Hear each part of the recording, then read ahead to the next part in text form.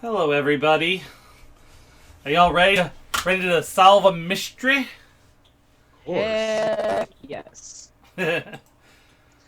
So, let's go around and let's do some people introductions. And we'll start with People Nick. introductions. Hey, my name is Nick, and I am going to. I'm here from the Know Your Role D&D actual play podcast, and I'm really excited to be a part of the charity stream today. We're excited to have you here. Woo.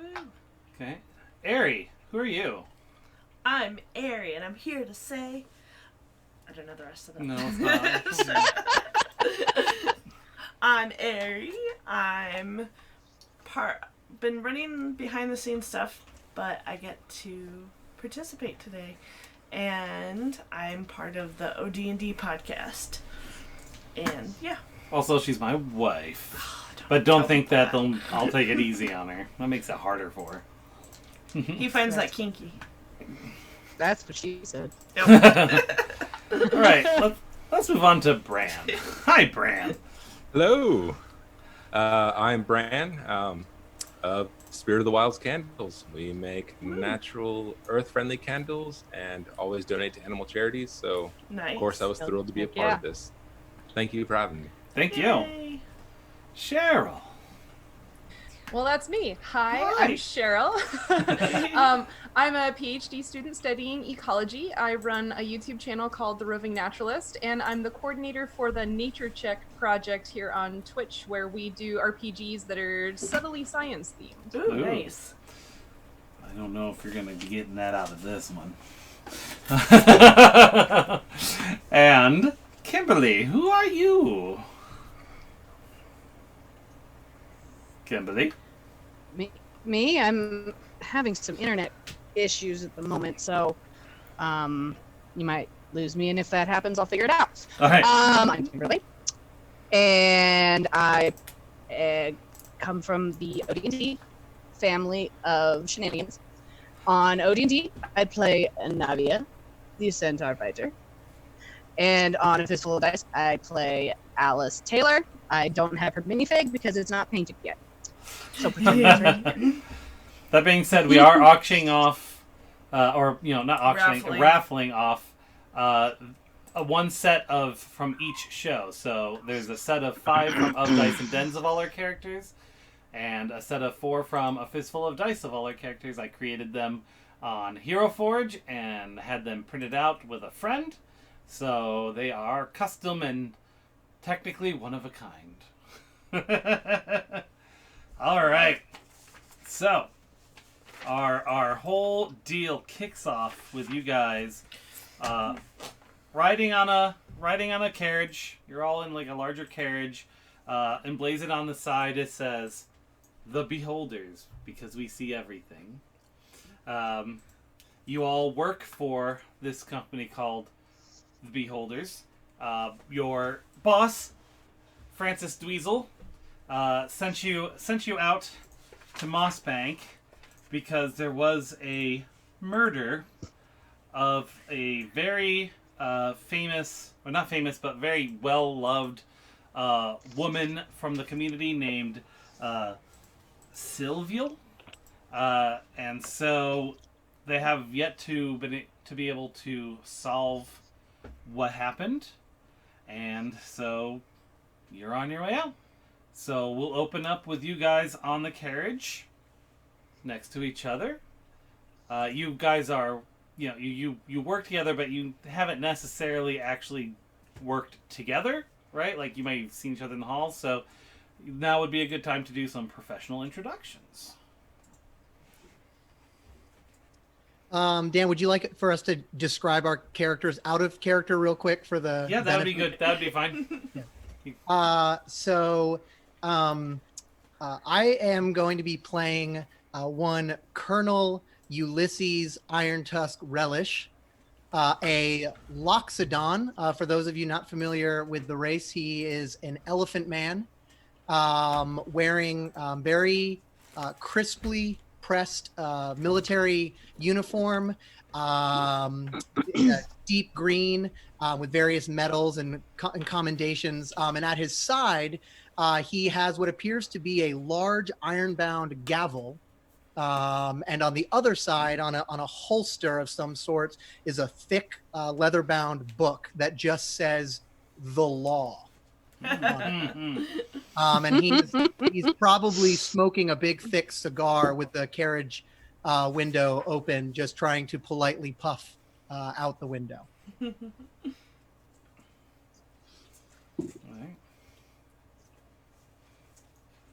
And he's not introducing himself, so who's Oh, I'm sorry. Yeah. He's busy just puffing out the window. Well, I do declare this is a mighty fine day, despite the circumstances, to find myself in this carriage with such fine folks as we have here. I know that we are just acquaintances, but I do so hope that we can become dear, dear friends after today. And he will just puff off that cigar and look heroically out the window. So you're going to introduce his associate? Oh, and of course, I would be remiss if I were not to introduce my most esteemed assistant, Corinne, without whose presence I would be in a complete state of disrepair. Corinne, please feel free to introduce yourself to the others. Okay, so a little bit out of character. Corinne is a dwarf. She is dressed in black and white traditional housekeeper's outfit with a feather duster in her belt. Thank you, Colonel Willish. Yes, I'm Corinne. I'm his housekeeper. He takes me on all his adventures so I can help keep him safe and keep his campsite clean. And don't let her understate her. She does far more than just that. She keeps the whole business in order. Oh, Colonel Relish, you flatter me.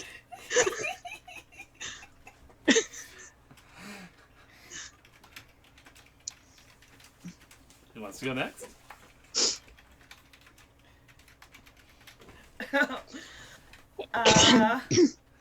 I'm Evan. I'm just really Very happy next to sitting next to Corinne.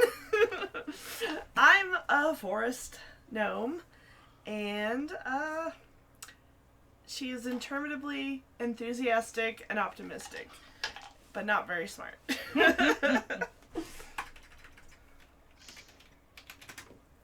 And just, hi, I'm Evan, is how she introduces herself? Yep. Okay. I'm the muscle. Yeah. Sorry, I'm doing All right, secretarial stuff. Sitting across from the colonel is a massive orc, or as he insists, a half orc. So there's very little that would explain which half might not be a larger orc. He's in what appears to be a far too small tweed jacket that's long been ripped and stitched apart and ripped and stitched again with thick leather on the elbows. Very nice. Seems to be rolling a very chewed apart pipe between his tusk, rather staring off pensively, much to match the colonel's stance. Except the pipe is not lit.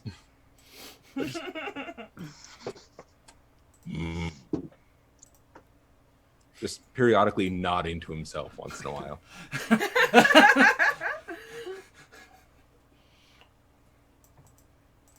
You're not going to introduce yourself to us? Didn't sound like he would. No. Fair enough. Busy right now. Then sitting next to you is a, I mean, it's hard to tell age with elves, but she seems young-ish. High elf with copper-colored skin, blue eyes, and teal hair. Aw. It was already that color.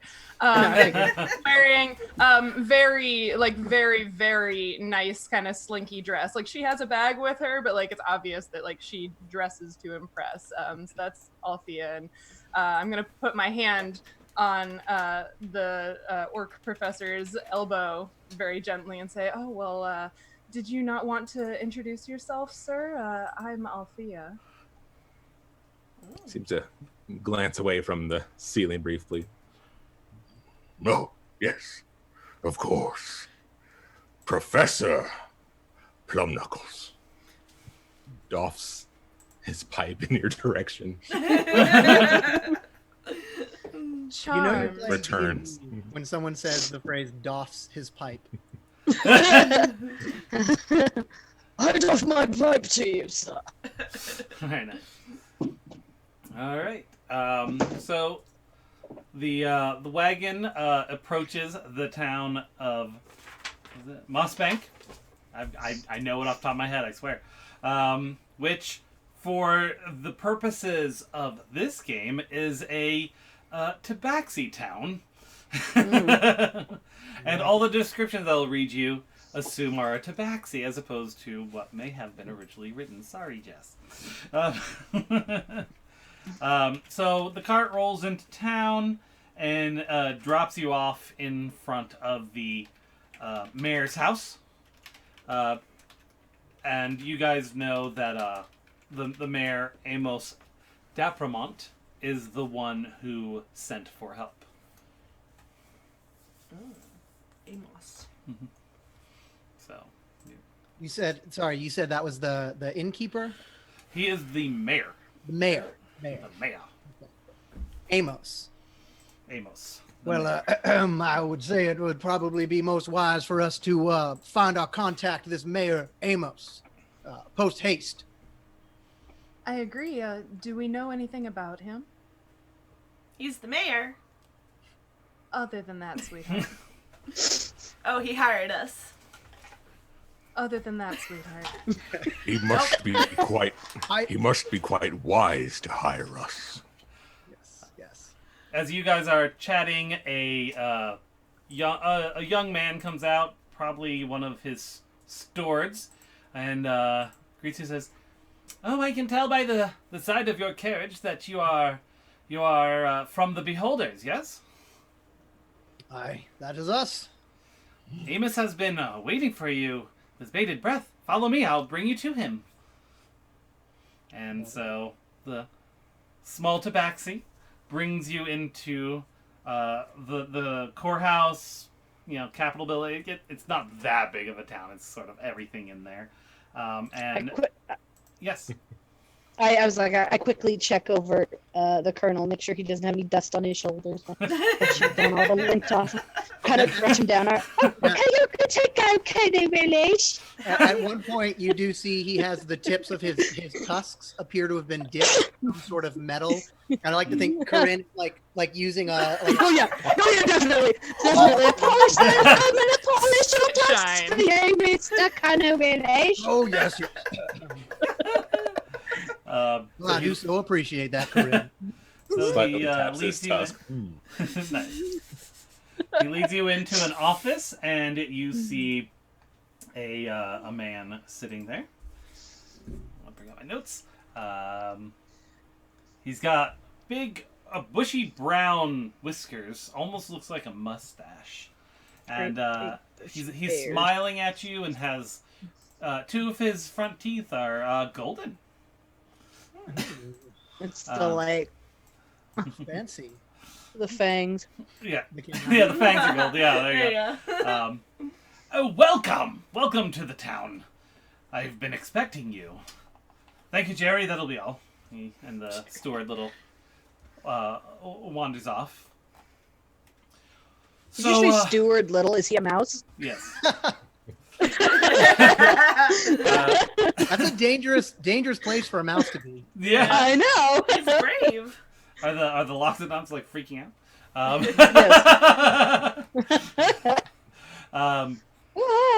As you know, I had you summoned here to help us solve a mystery our sweet Sylvial has been sadly murdered, and we've been unable to unearth who done it. So I'm hoping perhaps some outside eyes could help. Our town right now is sort of split on who they believe may have done it. There are some who say that Norman Butterwilk did it. He is an ex-boyfriend of hers, and they think mayhaps, he was jealous. Meanwhile, some think her husband, Horace Dunrare, did it. I personally think may have been Horace. He's been rather stressed out about the upcoming elections, and I've been a bit on the rocks for a while. And anyway, don't worry about that. It's not a big deal. So feel free to visit any of the shops that are open. Some are closed in her memory, as you might expect, but some are still open. There are the bank is open. You can you are welcome to visit the City Watch station that I set up. We recently had the Clash of the Barbarians, Battle of the Barbarians at our arena/fighting pit. So you may want to check that out. They did used to partake of that, as well as there's a local tavern, the Hum Buddy. But that opens at 2 p.m. It's about noon now, so you might have to hold off on that one for a little bit. There's Warner's Wares, our wonderful general store, and the Chopped Liver, our local butcher shop. And perhaps if you speak to someone at the City Watch, they might be able to let you take a look around Sylvial's house. I think that's going to be very helpful. If I might impose, Mayor Amos, could you please repeat the name of the first suspect? Not this Horace fellow, but the other? Norman Butterwilk, her ex-boyfriend. And you see the Colonel is writing on a comically small notepad given his size. And he has like a very small set of spectacles on his snout as he's doing this. Are they pince-nez? Of course. Very nice. What did you say she died from? They never found her body. How do you know she's dead? There was blood all over. How do you know it was her blood? Well, she is missing, And there was blood. It cut out on me. What was the cause of death? She disappeared, and there's blood in her house. Gotcha. Okay, thank you. So You act you like don't you've know never for spilled blood all sure over your that... house before. Are you sure she's dead? Well, I guess at the end of the day, you'll tell me. All right, then. I can do that. We're pretty good at it, I think. My Colonel Relish is very good at solving crime. Let's not set She the has a crush on expectations. Colonel Relish. I think so. Let's not set expectations too high, but I did have a 90% successful prosecution rate, but let's just set that aside. It's fine. Oh, I'm sorry. I just got away from myself. Well, it seems we should perhaps go and investigate this Sylvial's house. Unless anyone feels more obliged to stop at any of these other locales. I think the scene of the crime is the perfect place to start. Alright, as I said, you might need to get an escort from one of the gentlemen at the City Watch station to get entry. At the moment, it is locked and barred. Well, then I think that we should make our way to the City Watch's post, the post haste, as it were. A tin hut, and I am going to turn and start marching out. And I follow. We All right, will. so you I'll follow along, but musing. There are many ways to open doors. Fair. I'd like to imagine that that Professor Plumknuckle is probably the only person in this town taller than Colonel Relish. So he's probably like pretty impressed looking up at this half orc. yeah. He's definitely admiring your tusk. Yeah, Nice. on the way over. Might I inquire, Professor Plumknuckle, Yeah. when you say you are a half orc, might the other half be a giant? Oh, no. That would be silly. I meant no offense, so let us be on our way. I'm gonna pop up in between the two of you. Gentlemen, I hate to interrupt, but I feel like it's important that we make note of the fact that there are several influential gentlemen in the town involved in this case, and I think it's important that we stay focused, but also make sure that we don't say anything we don't want anyone to use before we're ready to make our accusation. I like her. She's very smart. There's a very long pausing stare. Right? Yes, I hope it is not inappropriate to ponder upon such things, but I could not help but notice that the mayor made mention of some upcoming election when referencing this Horace fellow. Precisely. That's exactly what I was thinking. I can't help but think he might have some sort of motivation for drawing our investigation in a particular direction. You see the colonel writing mayor with a big question mark on his notepad. Plumknuckle clasp a hand over the colonel's shoulder. Horses can't kill people. Oh, no. I keep falling into your orc voice. My friend, you mistake me. I said a mare, not a mare. You see the mare? Oh, Oh, I thought you were getting Horace and horse confused. Oh, but that totally worked, and I'm going with it.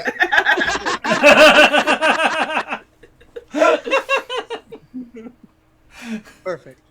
All right, as you finish your conversation, you approach the front door of the City Watch station, which looks like it could use some touch-ups. It's a bit run down looking.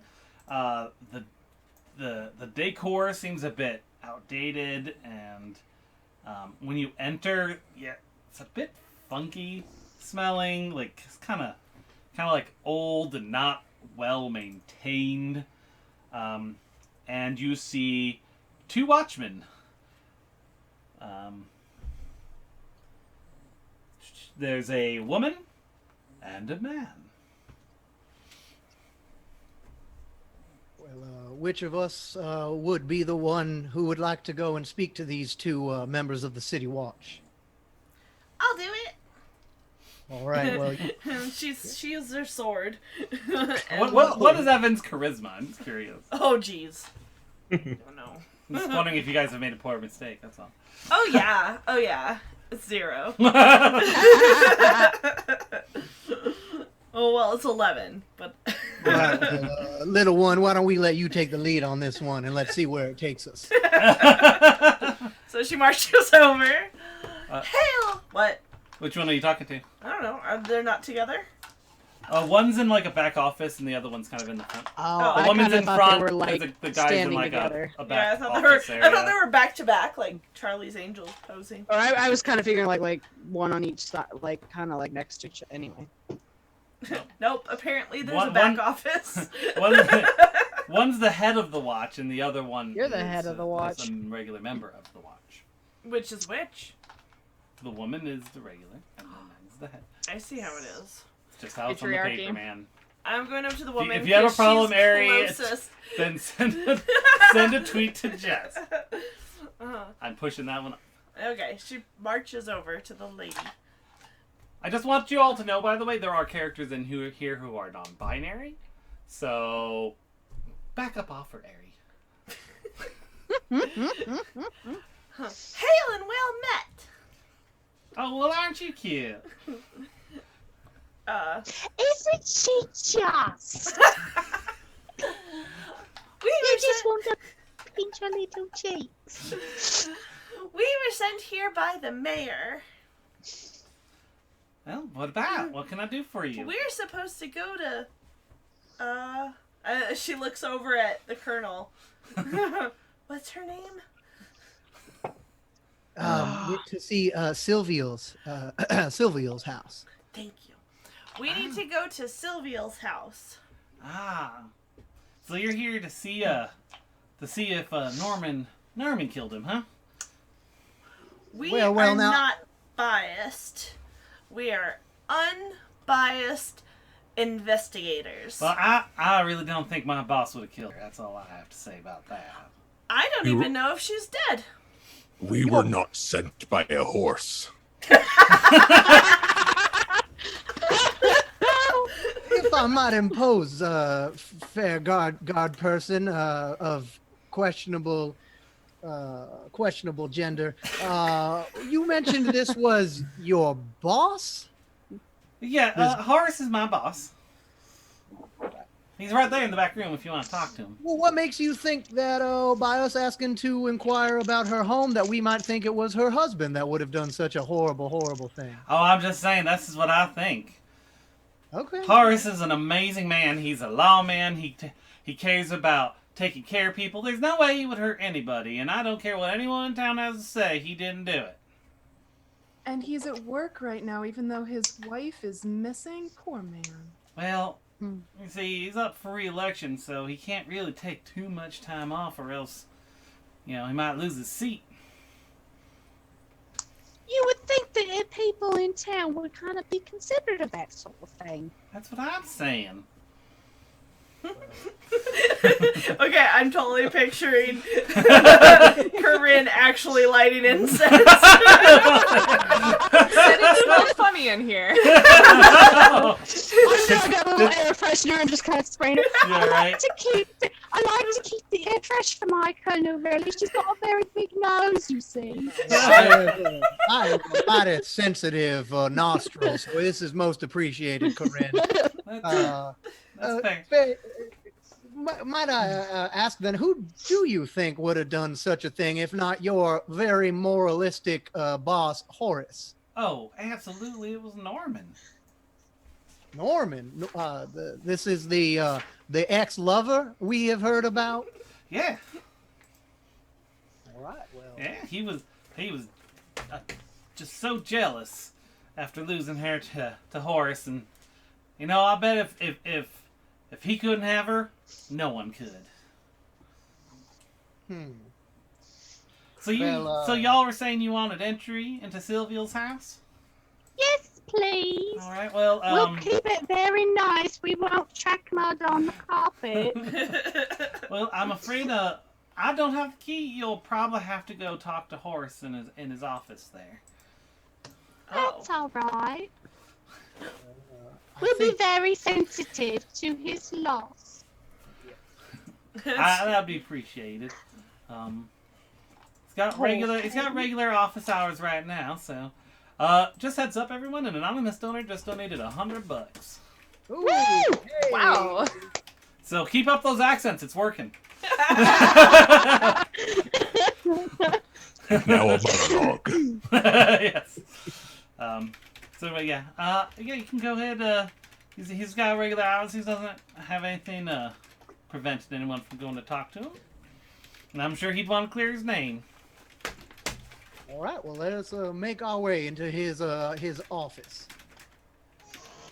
Friends, do we have a plan to be sensitive to Mr. Sorry, it's Dumrare? Is that it? His last name was Horace Dumrare? I only wrote their first name down on here. I would just Tell us in tell the chat, him, what's his last name? I'm sorry I'm for working on your loss, it is. Mr. Sheriff. I guess Dung Dungraer. Dungraer. Thank you. For your loss, Mr. Well, Doomgraer. friends, I was going to ask if we had a plan for his sensitive situation. Maybe we didn't all want to bombard him at once. It seems like our group is, well, we're very eager. You can say that again. You flatter me, lady. Our companion Althea brings up a very wise proposition. Perhaps we should pick just the one to sort of read this line of inquiring. Althea, would you like to do the honors? Oh, I very much would. Idea. It's sort of my thing. Maybe the rest of us can simply impart our condolences and say that we are simply here to assist with the investigation.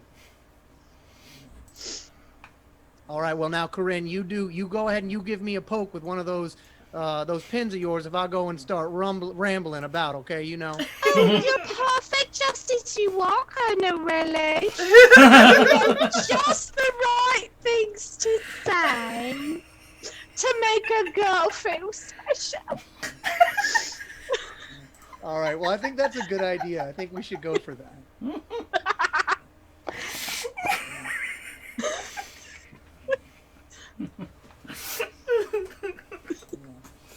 Who's going in? Yeah, who did we decide? I think Like Althea?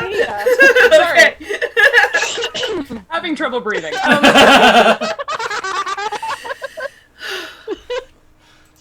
Alright.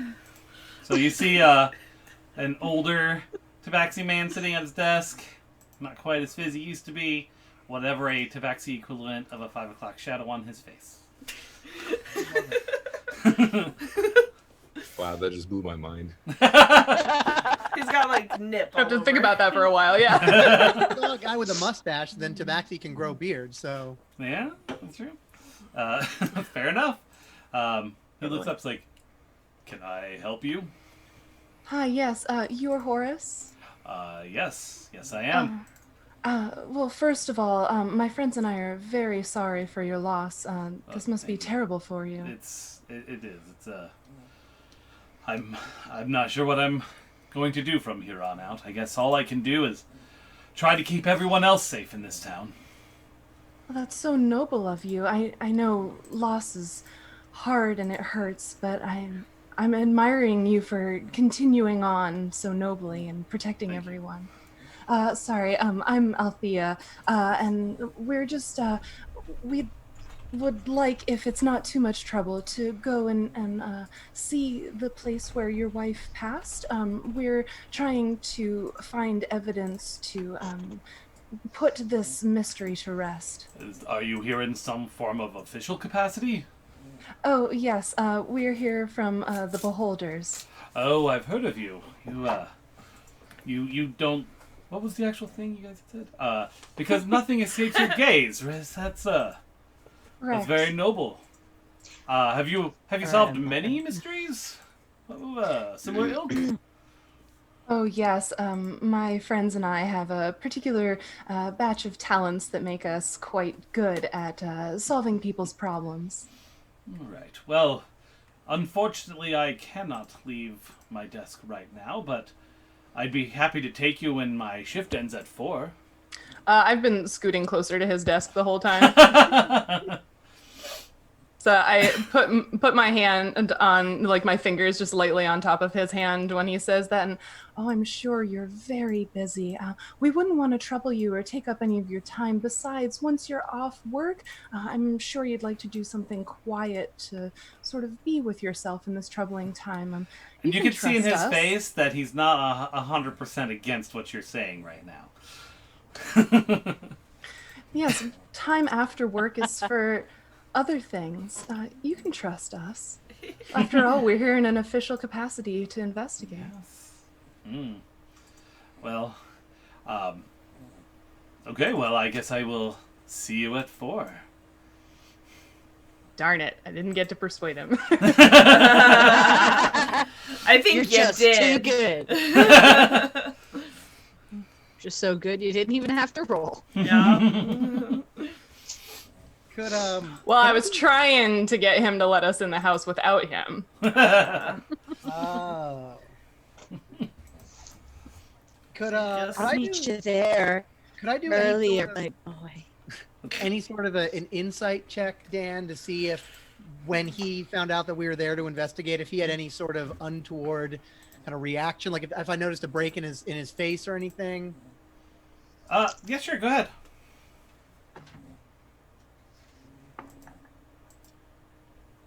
That's a 21. So it doesn't seem like what he's saying is outwardly a lie, but it does feel like a lot of like things he says feel a little bit rehearsed. But again, he is running for his office, right? He's up for re-election. Is he the sheriff, the guard captain? He's the head of the city watch, so basically Okay. the same thing. Okay. All right. Well, I express my dear condolences, Captain. Oh, hello. Who are you? Oh, I am simply here to assist my associate Althea here. Oh, so you are one of the beholders as well. Yes. We're simply here to put this behind the town. But we do so look forward to speaking with you at the end of your shift. Are you going to go speak with Norman? This Norman fellow, should we?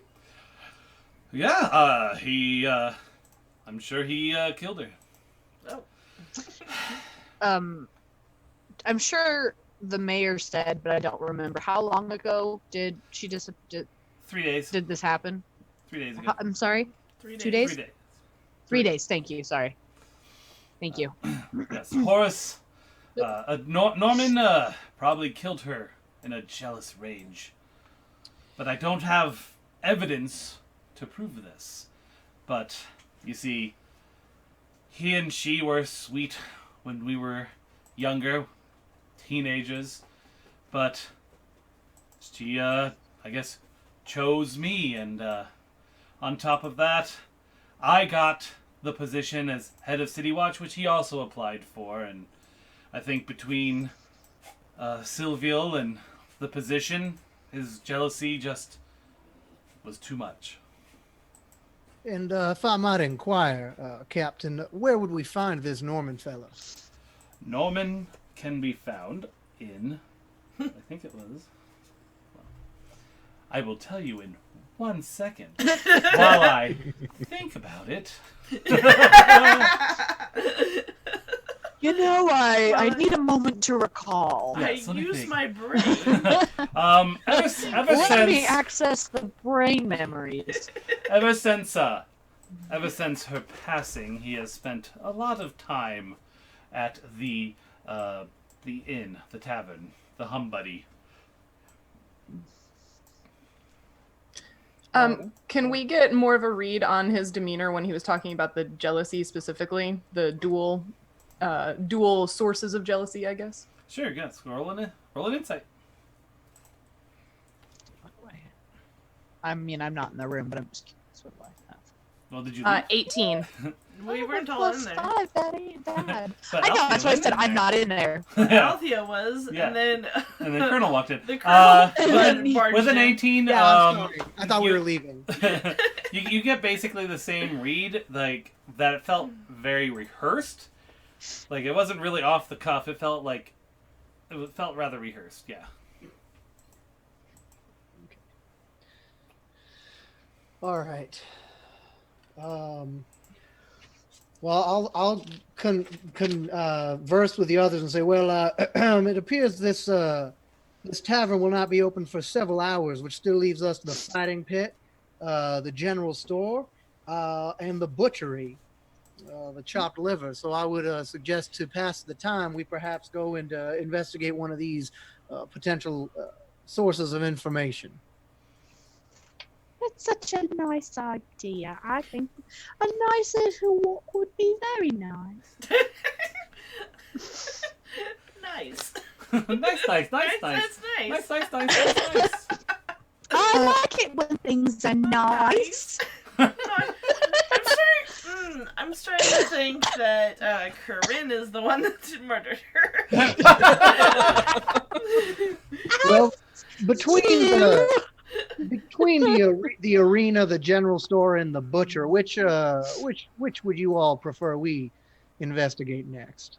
Well, Which one's Colonel, closest? The butcher. I don't really have a map, so it's really moot. Well, you're the DM, Dan. Fine. The arena is right in the middle of town, and everything's kind of situated around it. So it's like its main attraction. Ah, yes. Fighting pits are quite educational. Yeah, that they are. Bring me back to my memories as a young buck soldier fighting on the fronts. His eyes glaze over as he for the horrible Back memories of war.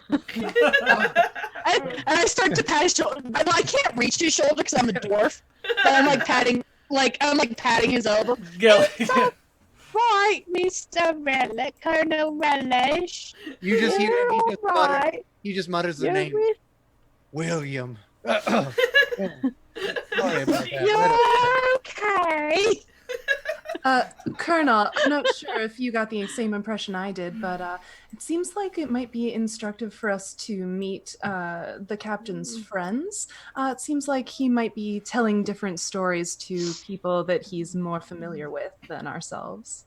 Yes, well, I would agree, Althea. As I approached the room, it did seem, from what little I could overhear, to be not to be terse, but a bit rehearsed, if I don't say so myself. So either we will have to find his friends or we will have to become his friends ourselves. Well, I don't that think seems we're to be here a that specialty of yours. Are we still in the night watch station? And watch talking station. in front of. Boy, I hope not. In the I station think we were like itself. outside. I think somebody said we went out. I don't know. Yeah, I think we're like walking to the fighing pit. Okay. There you There go. we go. Like I wasn't that's questioning you okay. guys. My next action was going to be if we were still in there. Oh, I see. Okay. All right. I wasted a 20. Oh no. You Freaking- solved the mystery. You did it. Hey! That 20 to solve it. Good job. I rolled to solve the mystery. I got a 3. All right. Fighting. So go to the arena. All right. So the arena is a large fighting pit that's used for the Battle of the Barbarians. You can see like posters for it. It's like an event they do. It's also used for town meetings, but that's kind of secondary. Not as fun. No. It's More basically bloody though. it's basically like a small coliseum, about 100 square feet ish, and there's only one entrance and exit. I'm going to assume Plum Knuckle will be taking the lead here. Yeah. Probably. Ah, fascinating. Okay, as you walk in, Inspired. you see a man kind of just like sweeping up, like trying to like clean up, rake away some of the blood spots from the last fight and all that. Now, Corinne, please keep your instincts to clean the battlefield in check. I know that you would very much like to go and do away with all this blood and viscera. I'm like clutching my my feather duster, just kind of looking. You're right, Colonel Willis. I was so silly. Thank you for reminding me. All right, well, Professor Plumknuckles, I believe that we will leave the investigating of this scene here to you, given your keen interest. Just kind of scouring over the floor, looking at the blood spots. Yes, quite. Just kind of shambling around the the room. Can I help you? We're investigating. We're looking for murder. Well, this is the fighting pit, so you've come to the right place. Plum Knuckle turns around to the rest of the group. I think it happened here. Oh, a worthwhile hypothesis, my friend, but let's stick to the original and perhaps ask this gentleman if he knows anything about either of our murder suspects. Or the victim. And so what can I do for you? What do you know of mares? Well, I know we've got one that runs our town. His name is Amos. But not the horse? Well, I mean, sometimes we've got horses here, but mostly it's just walk in with swords and such. Evan lights up at them talking about swords.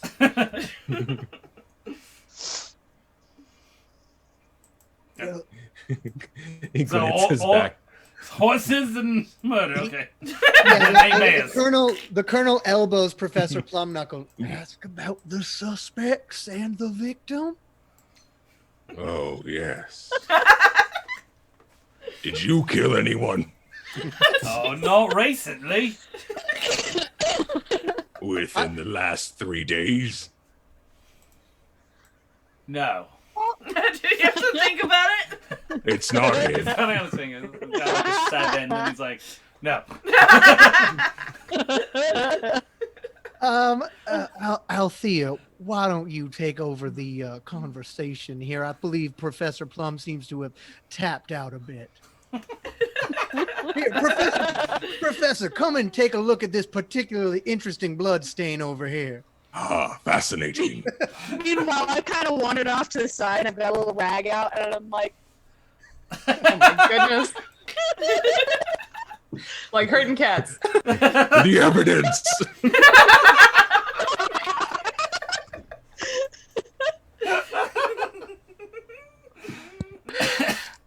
So yeah, I'll sort of sashay my way up, I guess. Okay. To do a lot of that today, apparently. Apparently. So glad You to notice hear- that he's a young tabaxi with a long slick-backed ponytail and glasses too large for his face. Aw. I believe what my friend was trying to ask was, are you familiar with Mr. and Mrs. Dungrear? Yeah, I am. They come here often. So we've heard. Would you be able to tell us anything about them? We're new here, and we just I need to get absolutely could. the story. Is there anything you think is especially interesting about them? Oh, absolutely. Like what? Well, let's see here. I mean, you're asking for something, so perhaps I should ask something from you as well. Oh.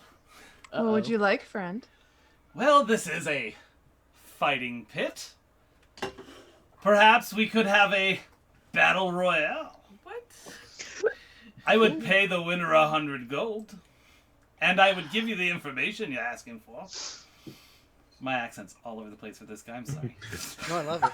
That is how the DMs do. By the way, my name's Dave. I don't think you heard that. Dave? Dave, charmed. I'm sorry, I'm not sure I understood. Did you mean a battle royale between us and someone else, or between ourselves? I'm not sure what you meant. Number friend. 2. Number 2, just between myself and my Yes, companions. nothing lethal. And I have the ability to heal you to 100% when we're done. It'll be as if nothing happened. And how many of us would you expect to participate in this grisly sport? 5. he kind of looks around. 5. Feel that Plum Knuckles pointing at, poking at the sand and the blood. Hey, there's 5 of us. Sorry, you said Dave has like a broom. Is that correct? Yeah, he can't take care of the play. He takes the tickets, cleans the arena.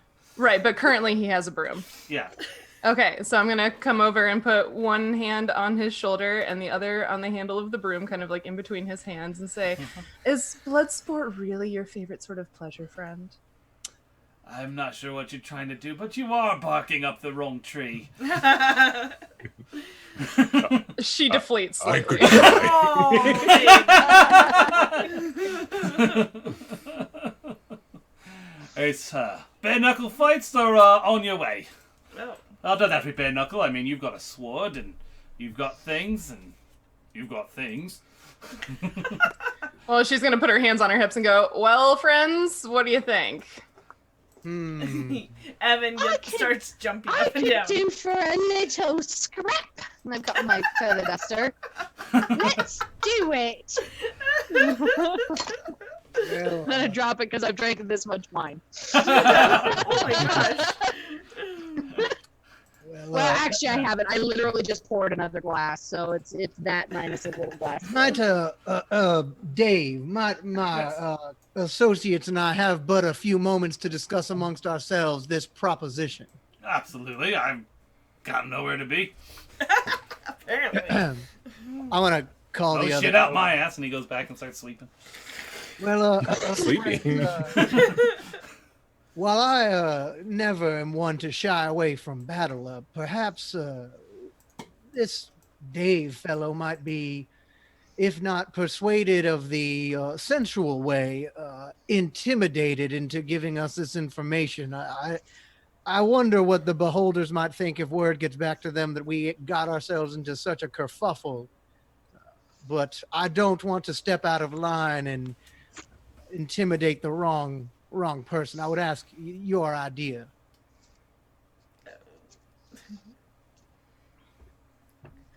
Because I am not one to put the intimidation of, and I pat the big large gavel on my side of the law into this man. Worth it? Worth the attempt? You want me to punch Dave? Not so much to punch him, but to imply the threat of said punch. Oh, yes. Make him I think can do you knock that. his lights out, but you don't actually have to do it. All right, I want to walk over. I think that professor's got an idea. I want to walk over to Dave. You there, Dave, fellow. Guys, what can I do for you? I've first got my off, original accent now. I would just like to say that is It's a. an Dave- ever-changing Dave's worldly. affectation. It's fine. I would just like to say that is a mighty fine ponytail you have there, Dave. Thanks. One of the best I have ever seen. Okay. But before we go and get into this confrontation, I thought I should warn you. My friend over there, the professor. Yeah. Well, if he were to engage in such an activity, I do so worry for those such as yourself in proximity, as once the blood is spilt, he tends to lose control, if you know what I mean. It would be a terrible, terrible thing if something were to happen to you, Dave. Oh, right, and you think that this is my first day dealing with brutes and barbarians? What with this having the Battle of the Barbarians every week? Well, I would never dare to make such an assumption, but there is something mighty unkind about Professor Plum Knuckles' demeanor, and I want to just kind of muttering. I want to cast thaumaturgy to make harmless tremors emanate in the ground of the stadium coming from Professor Plum Knuckles. Dave floats up to your eye level and says, I'll be fine. All right. I'm sorry, he floats? He cast levitate on himself and floated. I love it. All right.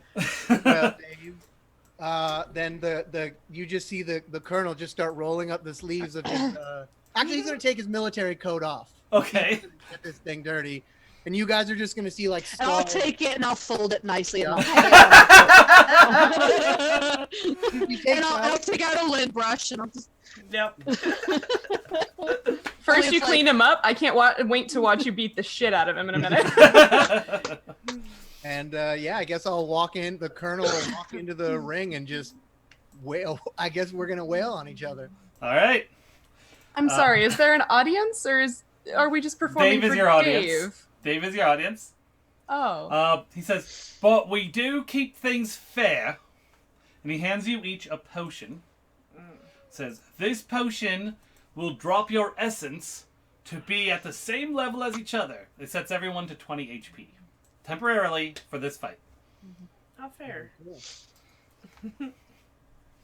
All right. my And God. a question, a DM question. Should Yeah. we worry about, I know we will be healed up, but should I assume also any spell slots we were to use? Everything will be reset. This is Okay. all for funsies for Dave's benefit. Cool. So Okay, so I'm someone's. just gonna go ahead and put 20 in my temporary hit points. There you go. That works. Yeah, that works. All right. So I guess let's roll some initiative. Where did that die go? So I will. Alright, what? I'm going to write some Yes. names down, and then I will call out so that we don't get too crazy here. Too late. You don't. You can roll, just don't say it yet. No, I mean, we're already crazy. Oh, fair enough. All right, Colonel, what'd you get? Colonel got a 2. All right, he's nailing it. Evan, Nothing is suspended. 15. what was it? 15. 15. Plum Knuckle, 17. 17. Althea That'd be a 19. Nice. and Corinne, 15. 15. All right. What are Corinne and Evan? What are your dexes? I think mine's a -1. There it is. Mine's 3. Yeah, -1. Okay. Aww. So, So is my strength. But my wisdom and ant and constitution are all +3. Yay. all right. So he's still levitating. So Dave floats to his little box that he sits in to watch from during the royales normally. We're fighting each other? I thought we were Yeah. fighting Dave. Oh, we're fighting each other. Yep. Well, this will be. Battle royale for information and money. See, that's why I asked.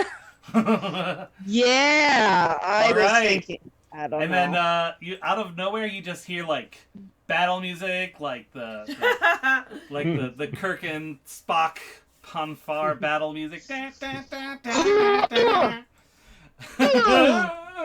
Okay, and Althea, you get to do the opening gusto.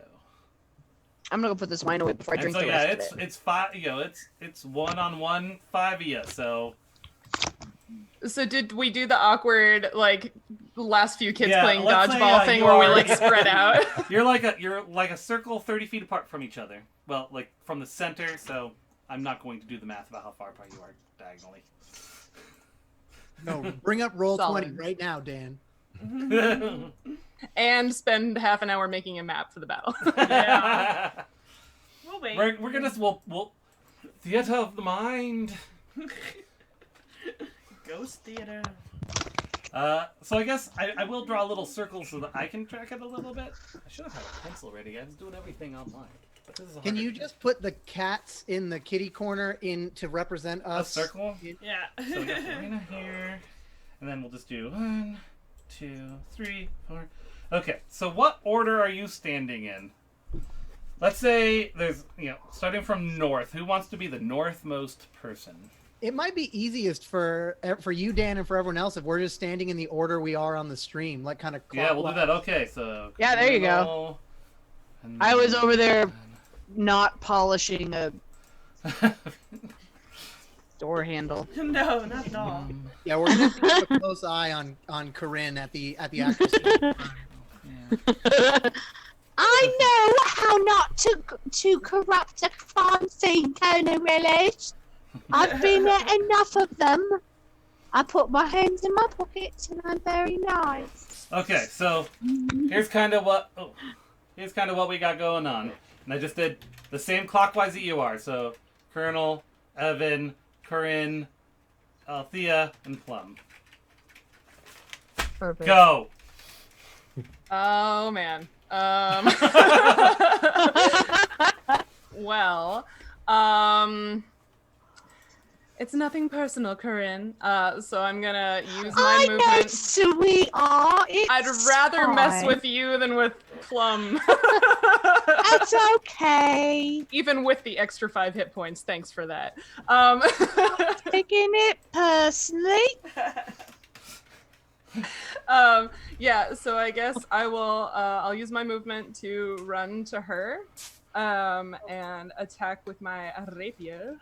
You know what? I'm going to say right now, even though we just started, this is literally my favorite encounter, because guess how many characters I have to keep track of. Whoa, 0. Oh, that's fair. I got Josh right. Oh. You see? Yeah. They're all Banes. I mean, 25 Banes is a bit many Banes, but I think what I'm going to end up doing is Josh is going to have one big Bane. Josh, message Ari if you've got an opinion on what you think a really nice Bane would be sometime during Hi, this. Aries We'll do boobs. that. Sorry. All right. Anyway, I can't see Ari on my phone screen. I can only see her on the Oh. screen, and it's like 10, 15 seconds delayed. So all of a sudden, it was just Ari boobs like all up in. all right. So Althea, you ran over to Corinne. Yes, does a 15 hit you? Corinne. Oh, I'm sorry. What was it? 15? Just busy. Shut up. My armor class is 12, so yes. Hi, I'm not sober. That would be It's 7 fine. points of damage. Sorry. I'm over it. Okay. And correct me if I'm wrong. This is only my second time playing 5th ever. I can use my bonus action to throw a dagger. Yes. I believe so. Yes, you can. I believe. Yeah. You want? We'll go with it. Yeah. Yeah. As long, yeah. Nifty. Go with it. Then This is like almost probably going to be one of your only fights. So let's have fun with it. Yeah. All right. awesome. In that case, I will throw the dagger at. Oh boy. Well, how far? The circle. Oh. Everybody is like the same distance away, right? Ish, So yeah. so I could get to the colonel. Yeah. All right, then I will throw a dagger at him. Everyone would be within like some sort of throwing distance. Okay, at the colonel. All right. Oh no, that does not hit. Sorry. It was not a 1, it was a 2. Why are you apologizing for that? I was gonna say Colonel probably brought his shield up in like a defensive stance, but it just like went past his head. Yeah, I severely You misjudged. could not even hit an elephant. Oh. Womp womp. All right, with All right, that, that's me. it is Professor Plumknuckles' turn. So Uh-oh. Althea's kind of moved away from you, closer to Corinne. So Oh. the closest one to you is now the colonel. Wait, I am so sorry. Because I moved first, I also get sneak attack on Corinne. Oh shit. Sorry. Do it It's to fine. it. I suppose technically we're all flanked. That was a 4. It's an additional Or 4 damage from sneak attack. Is okay. You got rogued. And Dan, so we are all each just you said 20 HP, so we can just put it into temp or something. Yeah. That's what I did. Yeah, cool. How far away are we from each other? Probably Well, I'm about- within melee range now of Althea. Yeah, and otherwise, I'd say about 20 feet, give or take. I mean, Althea's next to Corinne now, so. Yeah. But nobody else is next to each other, right? Right. Okay. And so now, yeah, it is Plumknuckles' turn. He glances the circle for a bit and kind of feels guilty about target 1, 2, and 3, and glances over to the colonel with a bit of a shrug. Yeah. Gives him the Kylo shrug. Yeah. Yeah. Pushes his pipe down into his mouth and begins crunching it. And he starts to see a bit of a flare in his eyes as Oh, he yeah. moves towards you. Yes. No weapons. It's just going to be a straight, haymaker. Okay. The trunk.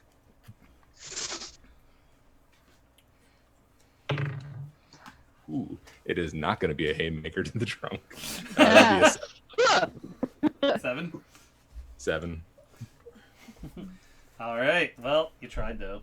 Colonel just leans back and goes, "Oh, my back." Oh, you don't like Colonel? I'm doing all right. You appreciate it, Corinne. I'll be over there in just a few. All right. So now it is Evan's turn. You are basically equidistant from the Colonel and Plumknuckle on your right, and Corinne and Althea on your left. Okay. If I do a cantrip, is that action? Yes. Dang it. Okay. Okay, I'm gonna do minor illusion, Okay. at between. Who did you say was? There's Plumknuckle and the Colonel, and Althea and Corinne. Okay, I'm gonna do a little sparkler between Plumknuckle and the Colonel, Uh-huh. and then like kind of to get their attention, and then run towards them. Okay.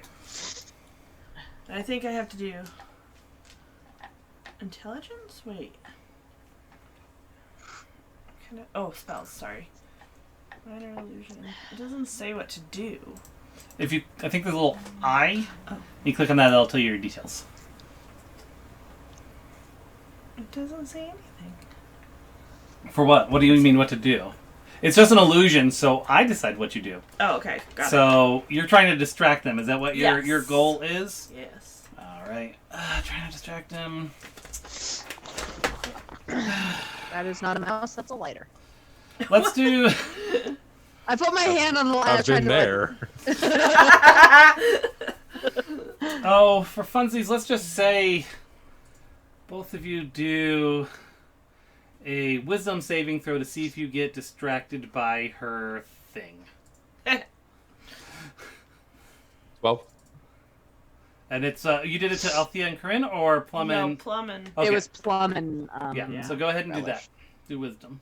Am I rolling Got now? it. Nope, they're doing a save. Colonel got an 18. Damn. Okay, sounds like that saves. And Plum Knuckle. 12. And what was your DC, Ari, My DC for your spell? Your spell casting DC, it should be at the top. at the top of spells. I don't have one. It says spell save DC 0.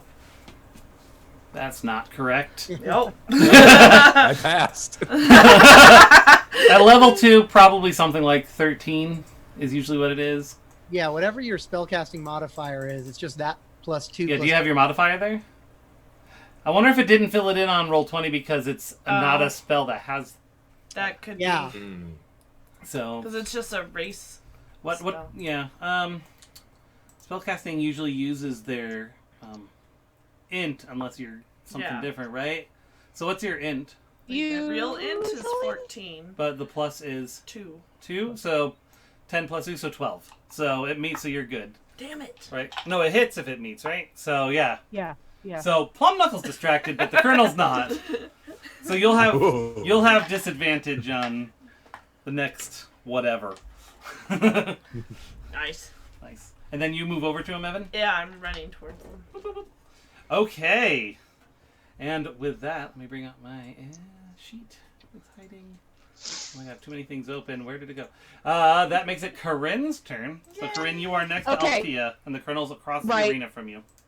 So, Evan, the Colonel, and the Professor are all within melee range of each other? Now yes. we are. Yeah. Yes, okay. Before I cast the spell, I have to disengage from Althea first, Right. right? I cannot attack you again. Or Right. yeah, you can take another hit. I don't want that, so I just basically take a step back. Yeah. Is that all I have to do? Well, what disengage is doing is basically now you can move without her taking an opportunity attack. Okay, so basically it's like I just Action. step back. So I step back so I don't provoke. And Yep. then since I cannot hurt my precious Colonel Relish. Not just, simply because he's my boss. Uh-huh. He's my boss. And he's not at all like a gorgeous, tall elephant of a man. Hard to argue that logic. Yeah, right. I'm going to cast Acid Splash, which You I can target affect two creatures within. I can target 2 creatures within 5 feet of each other, so that's going to be Evan and the Professor. Professor Plum Knuckle. And so I take out Monster. my I know. I take out my feather duster and I. I don't have to roll. You save. It's the save. Sorry, it's a dex save versus 13. Alright. I don't have to roll. I should stop rolling 5. Oh, jeez. Come on, Lucky Dice. What's So wrong with you? dex check or dex? Save. Is Dex that the one save. in the little thing? Yep, or- the saving throws Yeah. box. Oh, there it is. Oh, Or okay. 1d6 So it looks like I have a damage. 4. Okay. So neither of you beat 13. So you roll and add Hold 4. on. Wait, no, it's just a 1, 2, 3. Oh, I see. 22. Okay, well, Evan, Okay. but you just, because she's so small, you just shoot it right over her head. Yeah. And it... And it hits the professor in the face for 2 damage. 2 whole damage. 2 whole damage. yeah, Mildly annoying. Damage. It made 2 holes. like it's acid, but it's sort of like it's more like citrus juice versus hydrochloric. Yeah. I mean, I use it. So when I went through and I picked her spells and filled out her spell book, it was anything she could use for cleaning or Yep. keeping a house. Nice. So, So she uses the acid splash to get those really hard stains out. Yeah. Makes sense. very It's nice. especially good on hard water stains. Oh, Yeah, yeah, right. totally. It's an exfoliant. Exactly. All right, and now number 2, Colonel.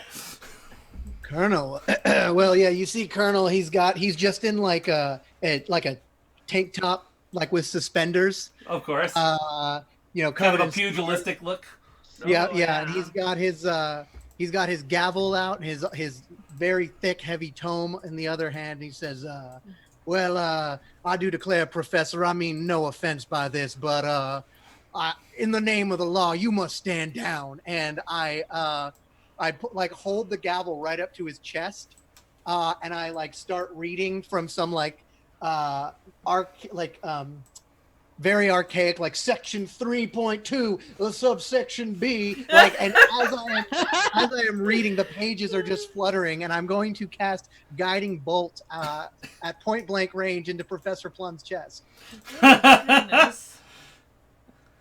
He seems to be the greatest threat to me right now, so I'm gonna. Yeah, he's probably the greatest threat to pretty much everyone. Yeah. So I think I just make a regular attack. Yeah, that sounds like an attack. Yeah. So that is going to be. Oh, I'm actually, gonna be right back, real quick. disadvantage because I'm in the range. Mhm. So I did not get a 22. I got a 15. That's to AC. Yeah. You did not make it. Damn. Aw. So it goes right into Plum Knuckles' chest, but he just Does not. being the bulk of a half orc that he is. Yep. Half orc. Yeah. All it does is kind of it singes his clothes. I go, hey, well, old chap, I was clearly just making a little joke. Well, why don't we team up for this?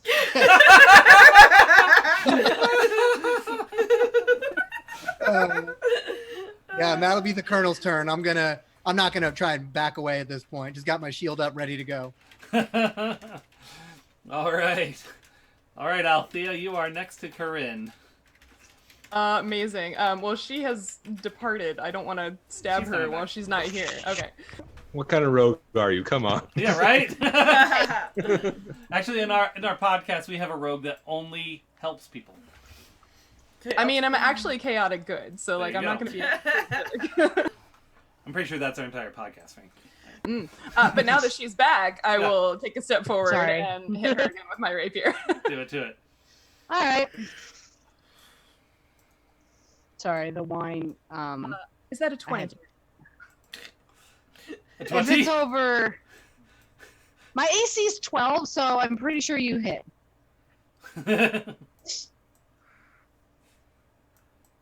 And 9 points of damage. That is exactly how many hit points I have left. Oh. Woo! You're at 0. I am at 0. Corinne. So Look, you fall to the ground, My but love. Colonel, don't forget to polish your shoes. so as you fall to the ground, you actually can feel all your wounds go away, but you are Oh, yeah. paralyzed. No. oh, I feel fine. I can't move though. I can't actually talk, so I'm just thinking this. So I just like, I like looked at her and I'm like, really sorry about that, but I'm glad you're fine. I kind of like wink at her. Try, I don't know. It's okay. It's okay. She's like looking at her big toe. Like, move. Yeah, just like. All right, so you stabbed her to death. You still have movement and bonus. I don't. I'm 60 feet away from everybody else.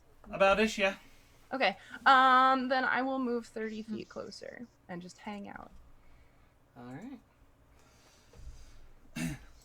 Because you can, because you already attacked, so you don't get that one. Okay. So that makes it Plum Knuckles' turn with his little singed shirt. Singed shirt and squinting eye. He's going to attempt to grab the Colonel's shield, pull it down, and headbutt the Colonel. Nice. Dirty 20. That'll hit. Yeah. Because was I distracted? Did I? I don't think so. Oh, wait! Plum Knuckle was distracted. Yeah, he was. I forgot. I do need to roll it. But Yeah. you said he would be disadvantaged. Yeah. Okay. Oh, okay. I knew one of us had it. Dirty 24. Oh wow, that didn't really. Yeah. No, Didn't do much. All right. So he shakes off the sparkles. Headbutts Colonel at 4. Oh. yeah. How much damage, Plum? That's going to be 7 damage on that one. Woo! And just, if this was a cartoon, there would be stars going around the Colonel's head. Yeah. The little bird going Yeah. on my head. Yep.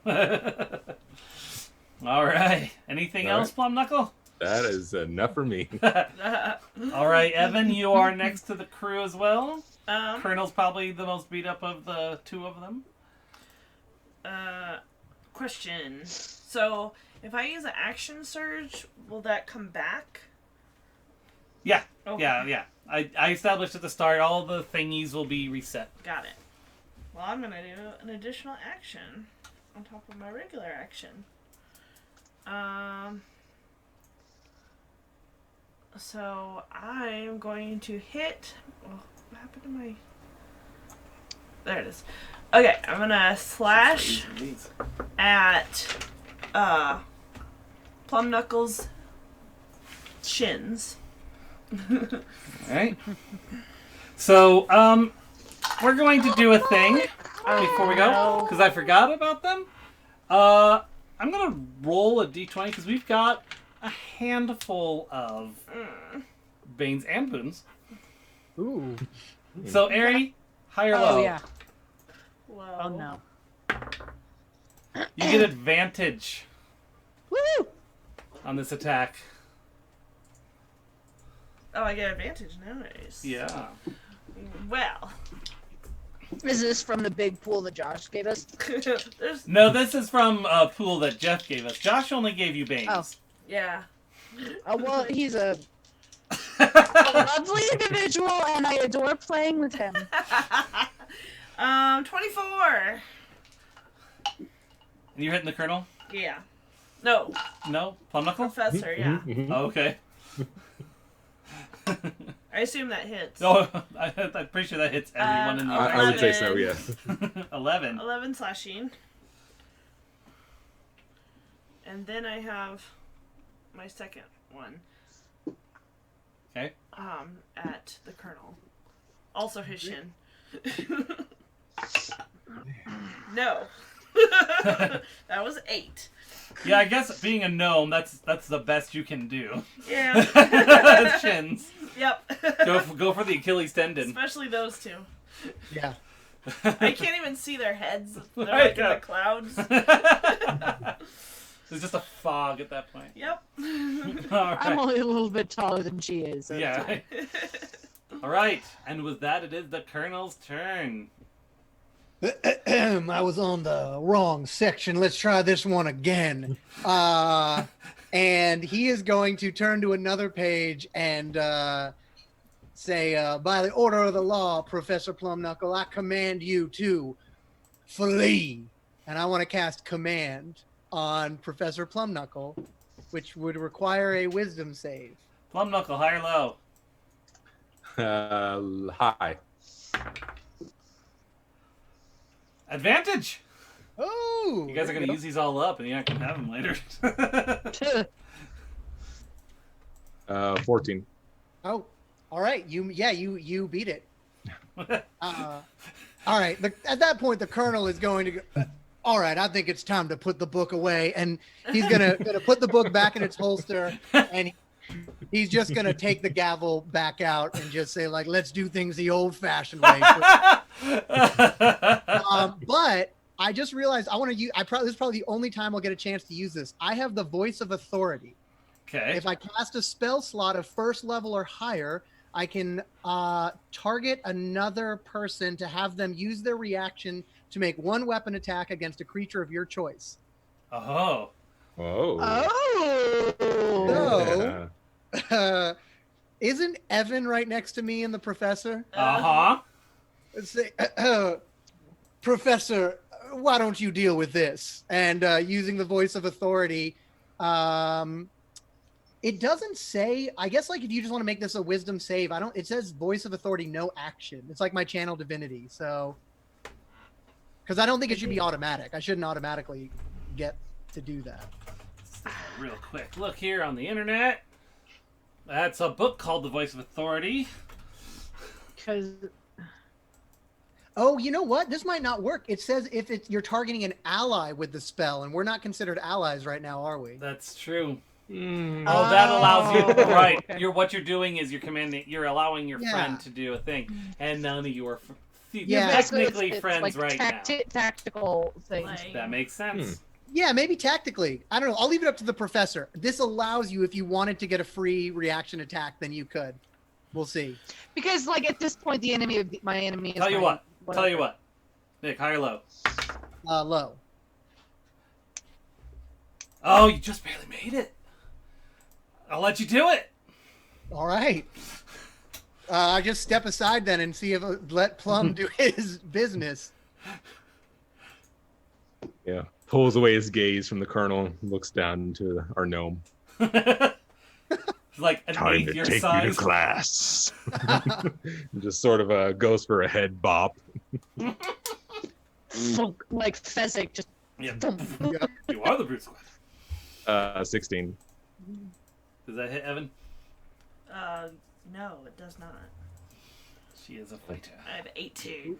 So Nice. at the very last second, as you're swinging your fist down, you see Evan just kind of plant her tiny little feet, hold her shield up, and all you do is just wrap your knuckles. And now your knuckles truly are plum in color. That's what the name stands. So you got burnt chest, blind eye, bruised knuckle. Yep. And that'll end the Colonel's turn. So ends the Colonel's turn. And now it is Althea's turn. Well, they look like they're having a lot of fun over there. I guess I too will go have some fun. And we just established that none of us are friends right now, but since they are otherwise engaged, I get my sneak attack. Yeah. Ooh. Yeah. Yeah, I guess so. Okay. Yes. Hmm. They're definitely distracted. Eeny, meeny, miny, mo. Let's go with the Colonel. Why not? Right. Not my cat. You seem popular. Corinne. Oil can.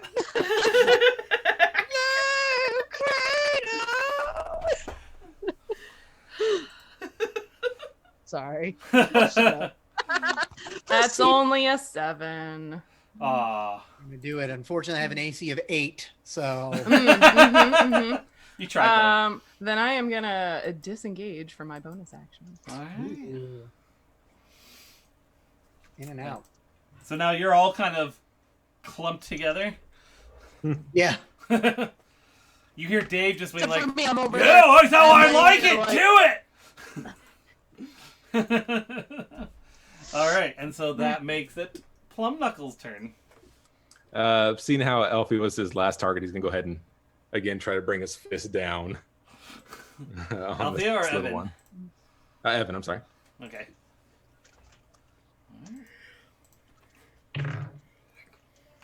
That would be a 18.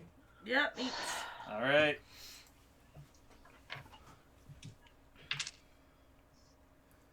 Six damage on that one. Dang it. I'm waiting My for a poor nat blood. 20. I'm just excited. Yeah, right. You aren't using your cards? They're behind the kittens, so no. I could go get them. No, it's fine. We gotta finish by 7-ish. So, all right. So that makes it. Anything else you want to do, Plum Knuckle? No, I'm content with landing that. Landing a nice. You punch down, and she's still holding up her shield. But what happens is you punch it down into her Into head. my head, yeah. Ka-thunk. Ring my bell. Ring the bell. Ding dong. All right, Colonel. It's back to me already. Okay. I will. I'm gonna. Wait, did I skip? No, sorry, I skipped Evan. Evan, your turn. Okay. Oh. You're right. I was like, that was fast. Then I'm going to smack back at Plum Knuckle. Right back. The jerk. You started this. I did.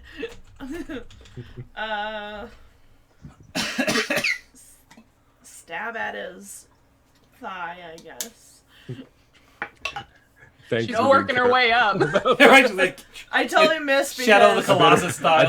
I better end this round now. she misses because her head is a little off. So she got a big old 7. No.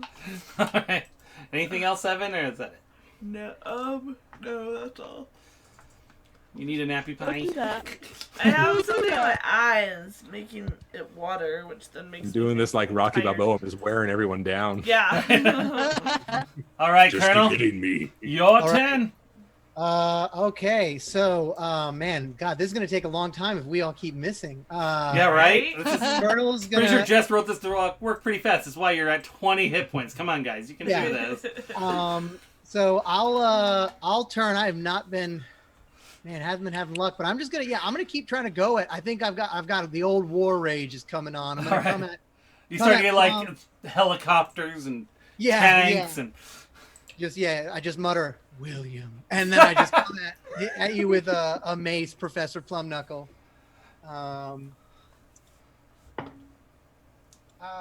17. Yeah, 17 will hit. All right, so it's not a magical, just a plain old just straight old hammer to the head. gavel. Yeah, this is the same Old-fashioned. gavel. The same gavel he presided with as a Old-fashioned. judge.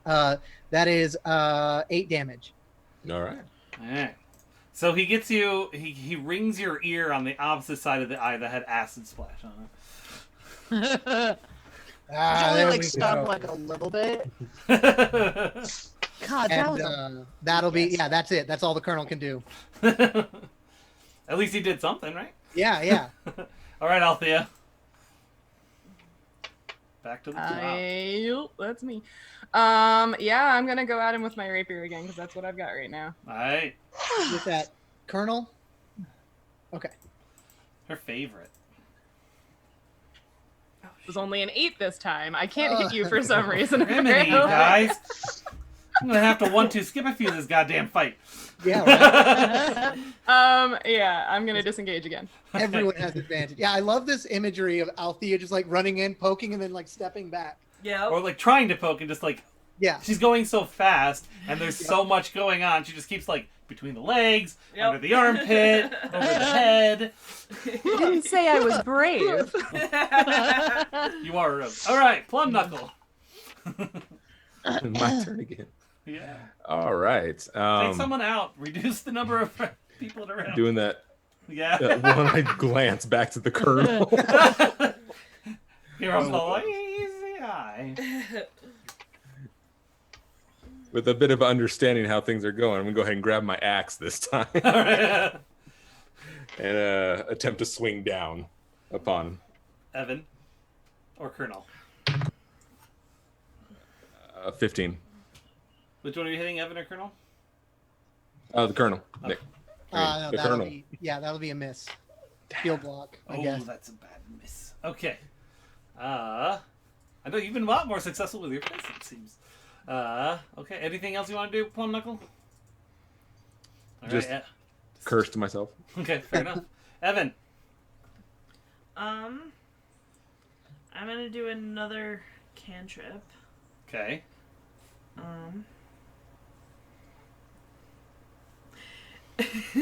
Is the Colonel afraid of mice? Sure. I love it. It's a little racist, but You know not what? racist. yeah. Hey, maybe- some of us are afraid of mice. No, no. Yeah. Yeah. I'm a gnome and I don't like mice. Yeah, I like it. Let's do it. Alright, so I just like make an illusion that there's a mouse like crawling up his leg. So Right. the reason he's afraid of mice is because back in the war, the enemies used to deliver certain bombs strapped to mice into the camps, That's which is so why. cute and horrible. All right, so I'm gonna have you do another wisdom save to see if it scurs All you. right. I do have advantages on being frightened. Oh shoot. Okay. You know what? I'm gonna go ahead and use one of the multitude of Do it. banes and say, you know what? For this one, you don't. Well, I got a natural 20. All right then. Try, Josh. Try, Jeff. Sorry, I did. Of all the things to roll a nat 20 on, it's to not be afraid of a mouse. You realize, like, as much as Evan tried, there's like it looks like a really poorly rendered CG model of a mouse. There's no fur. It's just maybe a like little a- bit like Like shiny. the head is just like a straight up like elongated Its pyramid. teeth look like Pyramid. that terrible Sonic With animation. spears on Yeah. top. Look, I'm Yeah. under a lot of stress right now. I don't have time to render a proper mouse. It's buffering. Yeah. It'll get clearer if you're just patient. Yeah. Squawking at you. Anything else, Evan, or is that all you can do for this one? Can I move? God, we're all just rolling You'd have to too well or disengage too if you poorly. did. You could move, but they take an Well- opportunity attack from both Plum and Colonel. Well, I think I have a benefit though as a Okay. yeah, but that's okay. I'll just stay where I You're am. technically a small creature. It's a gnome, right? Yeah. That's fine. All right. Colonel. But I do have to go better. All right. Well, I'm gonna. I guess because Evan is still wielding her shield, I'm gonna try and take another swing with the mace at Plum Knuckle. There you go, P. Is this just a straight attack, Dan? Or Sorry, I was distracted by yelling at Ari. What were you oh, doing? you're fine. I'm just gonna swing my mace That's pretty gavel much how again at life Bran. goes with Yeah, them. just a straight attack. 18.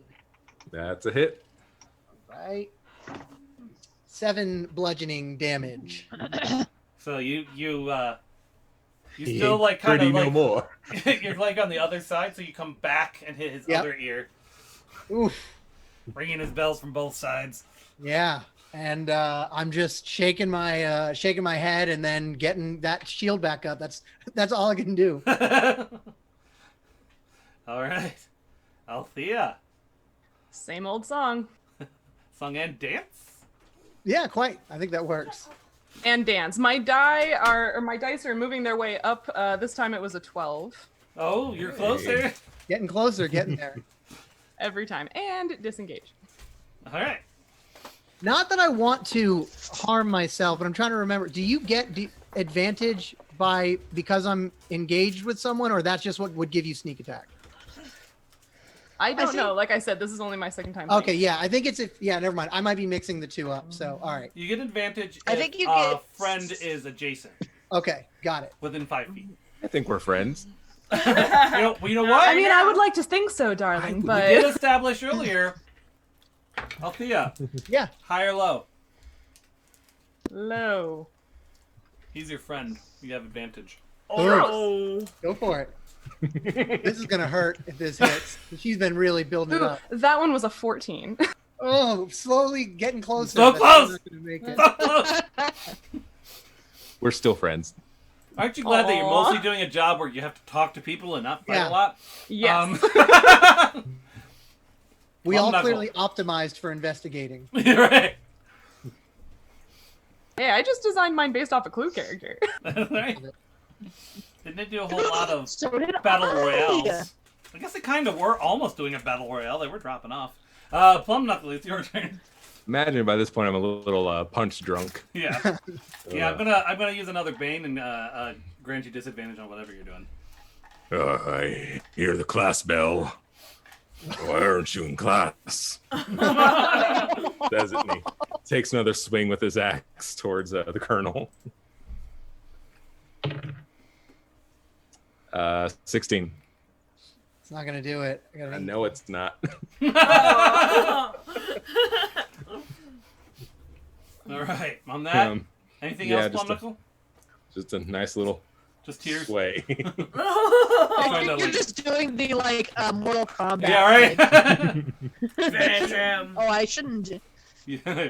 Evan, What? your turn. Again? Yeah. Ugh, I just want to hit I'm someone. like angry about I it. would love it if one of you would hit someone. If I wasn't knocked out, I would be doing stuff. Alright, I'm gonna hit Plum. Plum Knuckle? Plum Knuckle. Okay. 15. No dice. No. No? No. Damn it. This sucks. But you're behind me, right? So you get advantage on your roll. Okay, so for the interest of time. Yeah. We just love each other so much, okay? Dave's nodded off at this point. Exactly. Dave's over it. He's like, this is the worst fight I've ever seen. We are going back to investigators. We are sleepy. not. Is it like I'm just laying suspense? on the floor, I'm like laying on the floor, right? And I've got my head off to the side, and there's this speck of like this little stain. I'm like, Go ahead and I'm gonna throw the fight. Yeah. All right. Oh, So this is that what I'm hurt. going to do. Colonel, you're the blue die. There you are. Okay. Evan, Mm-hmm. you're the orange die. Plum Knuckle, you're the white die. Althea, you're the gray die. And Corinne, you are my awesome DM die. woo! And I'm going to roll That it, means that- and the highest number is that going to means be the one who you won the like- fight. We're going to fast forward into the night. It I'm gonna wasn't be a- me. I'm unconscious. Yeah, I was gonna say I'll be This very is supposed to be a surprised. 2 to 3 hour adventure, guys. I'm just saying. But how's Corinne gonna win? Oh, you don't even You know, could trip man. over. I got. Yeah, right. Everyone did. Oh, that's a Anybody good else point. still I have won't all roll their for hit her. points? John. You know what? No, I because he just might like- take he might take pity on her at some point. Because as I'm Push it laying over. there drooling, they just slip in the tunnel. Okay, so the battle rages on Into the night. into the night, but somehow against all odds, tiny little Evan Woo! comes out in the lead. I have one job in this team, It's stupid. and I have to cheat. So Dave comes floating down from his thing, clapping so sarcastically. Just a- This is the worst fight I've ever seen. I can't believe it took you 2 hours to do it. I mean, you have no one to blame but yourself. Fair Well, enough. at least the tavern is open. Well, I'm sorry. I'm not a fighter. I'm a cleaner. I I clean know. up. I'm not a after fighter, the I'm a fight. lover. She's a lover. I do the So cleanup he just after he the kind of like fight. throws the gold at Evan. Like, It was it's not really even punches. worth like awarding it. Yeah. The colonel's definitely like Dusty. adjusting his jaw. That's a mighty right hook you have there, Professor Plum. After I get up and I like make sure that I'm like presentable, I go around. I'm totally fussing over the colonel, like putting his jacket back on, Yeah, fair enough. fuddling with the, making sure he's looking presentable, kind of relish. You've got to look presentable. Oh yes. So that's I do believe that you owe us some information there, No, Dave. I promised you some information if you would do the thing, whatever you call what you did out there. Boy, I hope it's We worth did it. a fight and it was marvelous. Except for You me, like I went hit down my in head the when I third fell round. down. All right, so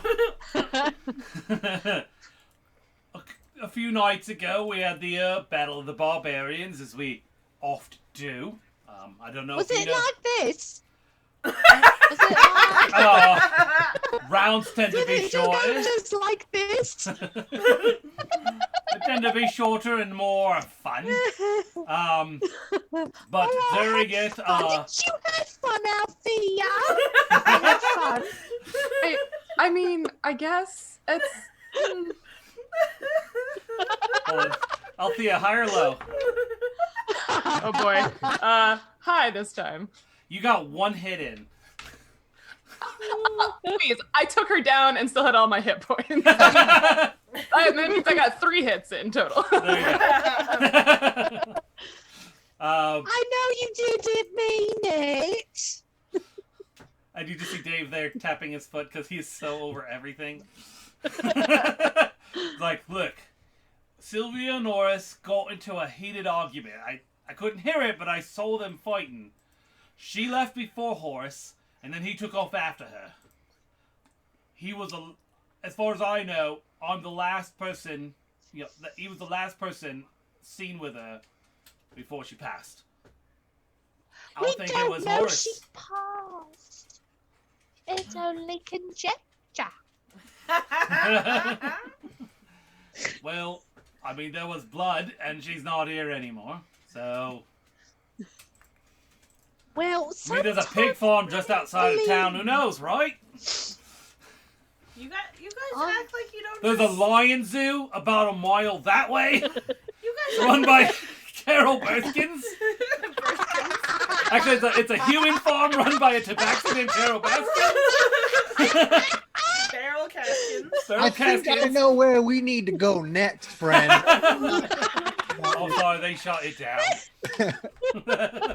You know, speaking of murder mysteries, I hear there's word that she might have actually murdered her own husband.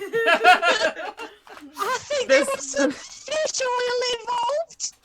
This module is getting an expansion pack. All right. I think again, in the interest of time, as we leave, did anyone else want to check out the fighter pit, or do we feel good to move on to the next clue? I think I've had enough of the In fighter the interest pit. of time, Oh, there's yes. nothing else for you to check out at the Fighter's Pit. Okay, so Hit the Dave. the colonel actually says as we're walking to, that leaves us, that battle, which took about 2 hours in lore, according to, that means that the Humbody Tavern would be open. We still got the general store and the chopped liver butchery. And you know what? That Dave there, that fella might be a bit strange, but he mentioned something. They talk about all this blood, but what if that blood came from The butchery. something else? Maybe that would have come from a butcher. People From in this the town. butcher. These people in this town act like they've never spilled blood all over their house before. Well, and we should stop at the butcher anyway, Colonel Relish, because I was gonna make lamb for supper. Oh, that's a great idea, Corinne. I think that why don't we just stop on in at the chopped liver and ask about any strange goings on. And I'll pick up some lamb, but if you don't want lamb, I can get some chickens. No. I think that the lamb will do just fine, Corinne. Okay, and then can we go to the market after so I can get some potatoes? Well, I do think that we should make that work. Stop it, are you killing me? I don't think they have potatoes at the inn. Roll for potatoes. That's a one. No potatoes were had that day. Seeing that Corinne is in quite a tizzy, I'm going In to a turn to the place. others and say, would you like to go to this butchery? And I'm just going to pat. With water. I'm just going to pat Corinne on the back. Now, you calm down there. We're going to get that lamb and rosemary. It's going to be delicious. And Jelly. All right. So I guess we'll head to the chopped liver. All right. So did anyone say what as we walk to the butcher? Did anyone say what? No, I keep singing Carol. Sylville, Sylvan, the Sylville? lady. Yeah. What did she do for a living? She was married to the head of the... That. and was just a lady about town. Very popular among the people. She's like one of those ladies that doesn't really have a job, but everyone likes her because I think she does faked her own charity death work to get out and- of this loveless marriage. I would. Right? Okay. All right. No one's commenting. Colonel's gonna add that to his theory. Thank you. Kiki. Sorry, I'm dying. I was laughing too hard. Now I'm dying. I took You have my your inhaler inhaler? right before. Okay. Nope, I took it out 2 hours ago, so I can't take it for another 4. But I should be okay. I'll live. Kiki, go potty. All right. So you. Why don't we take a time out because I have to pee and the dog has to pee. So let's take a little bit of a time out. I have to refill my water because it's almost empty, and you guys are killing me. So let's take a 5. Here, give me All right, water. I'll be right back.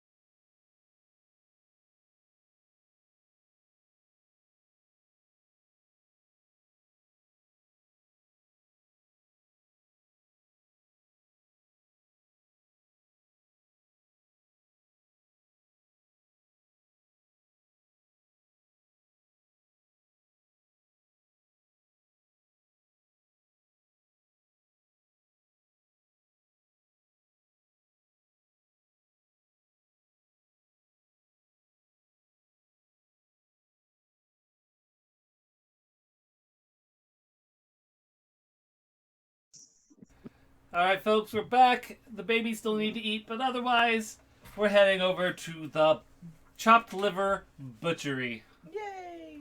You want some chopped liver, Papa? All right, so what would you say? So you go over to the shop. It's a small shop. You can tell that it's been kind of maybe Sorry. Kimberly's now upside down. Okay. This is the real impressive part of this.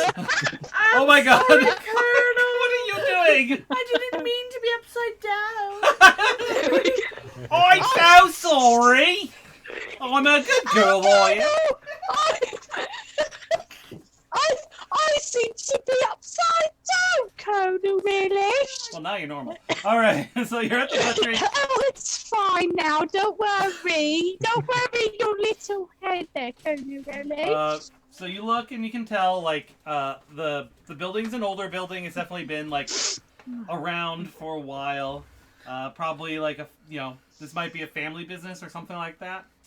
And I've got my little shopping list out and okay. So, you walk in and you can see that it seems like the meat is maybe slightly more expensive than, like, an average butcher shop, but it looks like it might be kind of a nicer, fresher kind of a meat, and you can tell that they specialize in chicken, cow, and elk. Behind the counter is a young tabaxi man with broad shoulders and tired eyes. His hands are calloused, and he wears weathered clothing. Could be. Can I help I you? mean, yes. Do you have lamb? Well, we mostly have chicken, cow, and elk. I turn to the Colonel. Would elk be all right, Colonel Relish? I would declare I think elk would be a mighty fine meal for us to have. But Corinne, once you finish the meat order, might you ask if this fella might know anything about the goings-on of the murder in town? Yes, you're absolutely right, Colonel Relish. How silly of me. I would like... I've never ordered elk before, sir. Okay. I need to feed me and my little gnome friend and this lovely lady here and my Colonel Relish and this half-orc. You're a half-orc, you said? Half-orc. So how much elk do you think would be needed? And also, there was a murder. He kind of gets taken aback by you just saying that. He has. Did you hear? You see his eyes tear up a little bit. No. Sir, I'm so sorry. I got all carried away with the meat. I didn't mean to make you sad. My dad died last year, and so just talking about death. Oh no! You're not in the good business for that, though, are you? No, it's been a year. I mean, I'm still a good, but I inherited this. It's just. It's gonna hurt for a long time. It Mama. is. It really is. I'm sorry. I didn't mean to bring up any panic. Now about that elk. Yes, I would say between that one, and then the rest of you, probably about half an elk. I think half an elk would be lovely. Now, did you know, Miss? Oh, I'll tell you, what was her name? What was her name? Sylvia, dear. It was Sylvia. Sylvia. Yes, Dog we all knew Sylvia. We're all very good. I said that, yes. She's good friends with most of us in town. She in she's fact she a stopped by a few popular days lady. ago to buy a chicken. I did a bad thing. You turned off the camera. Yeah, I did. I'm sorry. Oh, she just bought a chicken. She did. Bought Did a she- chicken. Bought a chicken. Oh, that's interesting. A few days before she died. A few days before she died. That's significant because Is it? Do you think Do you think Norman used the chicken to kill her? I don't know. Well, I don't know. I turned to the colonel. No, Is that significant, Colonel Relish? Corinne, I don't know, but I think you're doing a fantastic job. Why don't you ask this gentleman, was the chicken thank you. deceased or still living when he sold it? Oh, good idea, Mr. Colonel Relish. Was it a live chicken, or was it already butchered? It was an egg chicken, so it was still alive. It's one of the chickens town folk will buy in order to, produce some of their own. All right. So they can have some eggs for their breakfast. You know what, Colonel Relish? We should have eggs Benedict in the morning. I do very good hollandaise sauce. I think that would be a mighty fine idea. Well, so we don't want to take any more of your time. This has been a most auspicious meeting. We'll come by to pick the elk up later tonight when we finish our business about town. I will get it ready for you. And I pay him whatever half an elk costs. Yep. Which actually costs half an elk. Like you have to. I have to trade him. Yeah. The other half. Yeah. All right. Cool. My friends, that just leaves the general store and the tavern. I imagine we've still got a little bit of time before the city watchman captain is off his shift. So, which will it be? Drink. Let's go to the tavern. All right. I could have a little drink. Maybe some chamomile. I find it very soothing. It helps me think. Althea, what do you think? At the risk of postponing your refreshments, I feel like before we approach the other suspect, it might be good to go to the last place where we might get more information. She's the smart one now. The fighting pit. I put my hand. I got a headache. I put my hand on out. the professor and say, Professor, well, we must never return to that foul, wretched place. But that's the last place we would go to. It's true. I would agree with Althea. Let's check out this general store there. And was that where we might find this Norman fella? No, he was going to be at the tavern, I believe. Oh, I see what you mean. Before we go see Norman, let's go and check out. I believe it's called Warner's Wares. Warner's Wares, correct. Well, let's make like a blink dog and get a tin hut. Because I have to ask him. OMG, I'm stealing that. Totally. Oh God, that is mine now. I just bustle after him. Yeah. No, what kind of tuna vegetables go with elk? You guys just hear us muttering about like which herbs or like which cuts we're gonna get with elk as we fade this. Yeah. On the approach to the general store, Plum Knuckle leans down to Althea. Why was the chicken interesting? I'm not sure, dear. Are you trying to tell a joke or are you asking a question?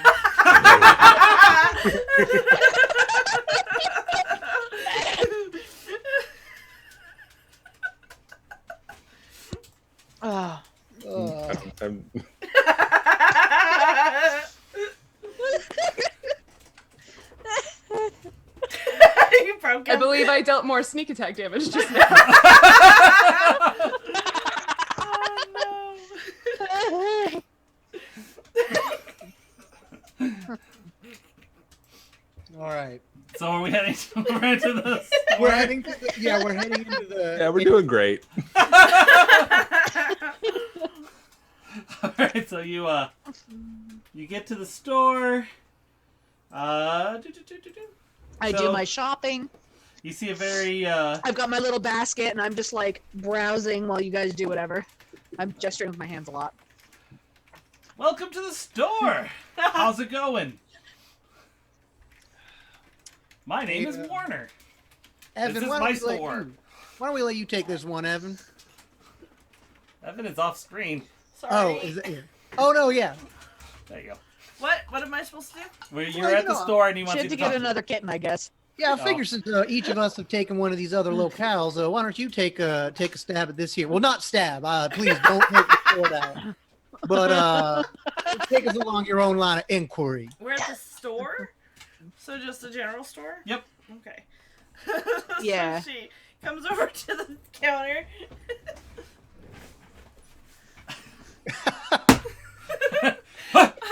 Oh, I did not see you there. Hello.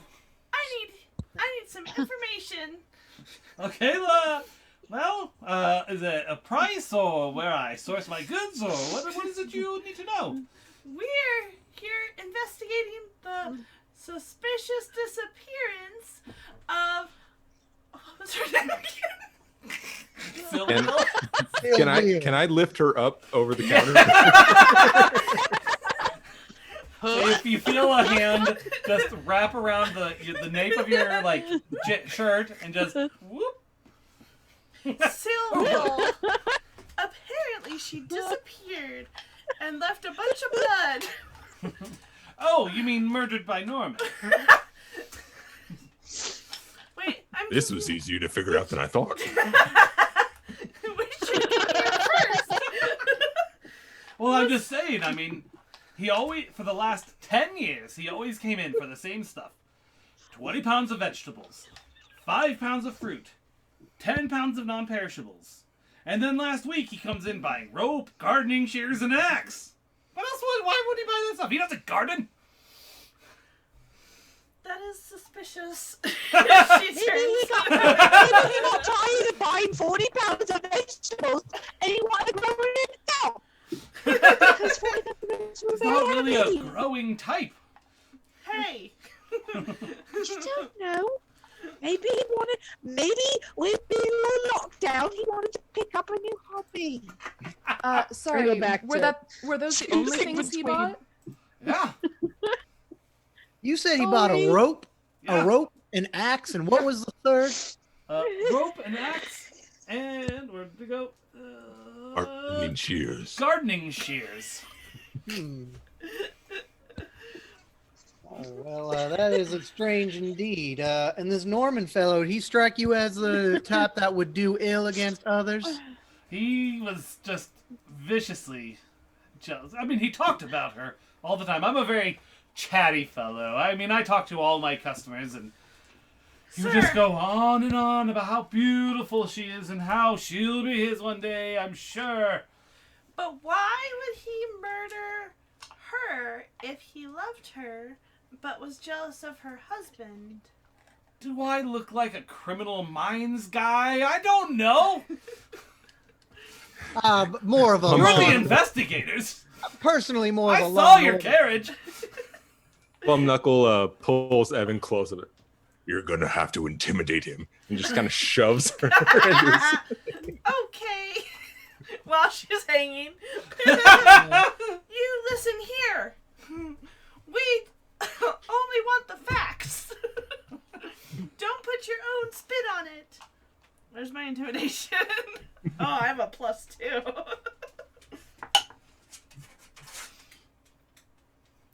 I natted. Not 20? No. Uh-oh, we lost someone. Yeah, it looks Oh like no, Kimberly Kimberly. just said in the chat she's disconnecting. Okay, so there she comes back. At least she's already at the bottom of the order, so she comes back in the same spot she left. Perfect. All right. He just looks at you and goes, What? I told you, he usually buys that stuff, and instead he bought that stuff. And he says that basically said he's jealous. Well, I think that about covers it. Sir, you don't happen to sell a truth serum here in this general store, do you? just thought. I've got some ginger root. I've Oh, got all right, some No worries, no worries. arrowroot. I've got a lot of roots right here on this shelf. This is my root shelf. Well, we might be back for some potatoes later on, depending on how our meal goes. But I Potatoes. think that that might conclude our business here. We might want to go and head on into the tavern, my friends. Finally! Don't forget, there's also the bank. Oh, Just wanted goddamn drink. I forgot the bank. I think per Althea's suggestion, we should check out all the locations before the tavern. Sounds like Evan's on board with that idea. Here. Yeah, let's check this bank out. All right. So you are heading over to the bank. I just wanted to say, Evan, that was a mighty fine display of intimidatory tactics that you Thank just. you. Can you guys hear me? Yes. Yes. Okay. I don't know why I don't have video. It says it's doing video, but as long as you can hear me, I guess that's okay. Yeah, I mean, it might help your audio because your audio sounds way better. Yeah. Well, I switched from Wi-Fi to 4G, so I don't. Well, your audio sounds great, so we just won't get the full experience. You're just gonna Yeah. have to do a voice or something. Yeah. I All right, know. so you go to the bank. I don't usually do those, but I'm a little afraid to try. All right, it's 6:30. Let's go to the bank. Okay. Oh, you're, yeah. Go to the bank, hurry! You're at the Travelers Coin Bank. It is small and well kept. It's an upscale-looking bank that deals with investment opportunities, real estate, personal and business banking, and life insurance policies. I don't know why. You see behind the counter, a female tabaxi. She's wearing very conservative clothing, and her hair is pulled into a kind of a tight bun. And then you also see two shady-looking folks there too. I don't know why. Is it obvious they're shady? I guess so. Oh, never mind. The shadier part of the bank. All right. Go. All right. I'll approach this here lass in the looks to be a teller of some sort. Yeah. Owner. Because it's a small town.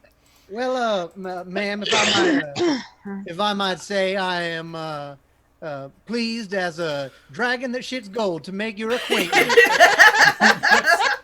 So now it's on me. Quite the turn of phrase. Colonel Ulysses Iron Tusk Relish at your service. Might I ask you a few questions? Okay. Sure. Are you opening an account? Do you want to know about our interest rates? Well, I might actually, after all this is taken care of, I'm a big man when it comes to my investments. But actually, we're here on behalf of the beholders, looking into the recent I saw your disappearance. carriage outside. Yes, Miss Sylvia. We're just going around town doing our due diligence and just checking in with the locals, and would love to hear any thoughts or feedback that you have that might assist us in hunting down whoever had done this terrible crime.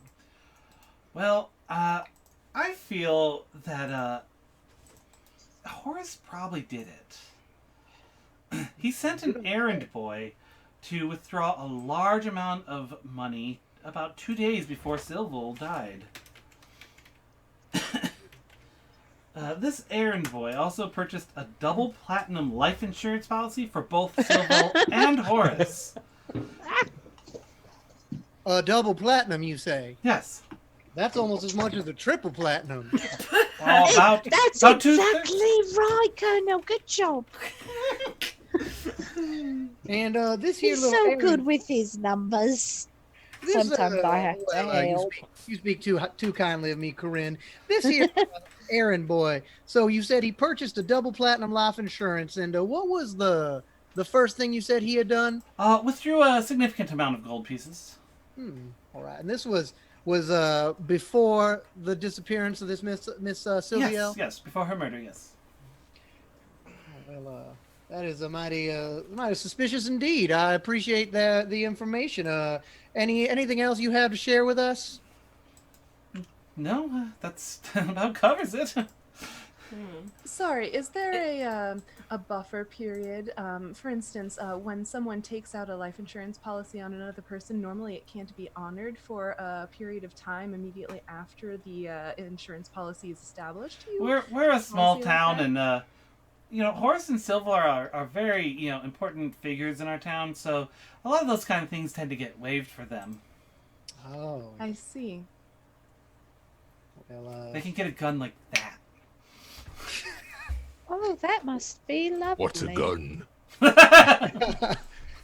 Professor Plum's mind breaks. I'm sorry, they get a crossbow like that. Oh.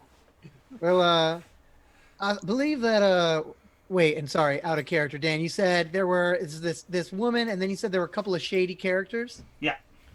They're like hanging out outside. Yeah. Well, I do appreciate it, man. You've been a mighty fine service to us today. Please take care. Thank you very much. I'm going to turn back to the group. Althea, you're one for getting in and out of a place unseen and unheard. Might you go and check on those there fellows hanging about outside of the bank? There's something that smelled a little bit off about them, like a kobold wearing a three-piece suit. Just something like. I'm the racist. I think I understand what you're asking, Colonel. Would you prefer me to be unseen, or would you prefer me to be very thorough in my finding out what they're there for? Oh. I would probably defer to the to the latter, which appears to be your expertise, Althea. I will leave it to you to decide. So did we get much of a look at these quote-unquote shady characters on the way in? Like height, body type, race, gender, It's a whatever? tabaxi of average tabaxi height, which is about 6 feet. Jeez. Very lean. Wow, I didn't realize tabaxi were that tall. I was thinking they were They're a bit taller than the average human, but a bit scrawnier. Oh, I was thinking they were. I always picture the what are they called from Avatar?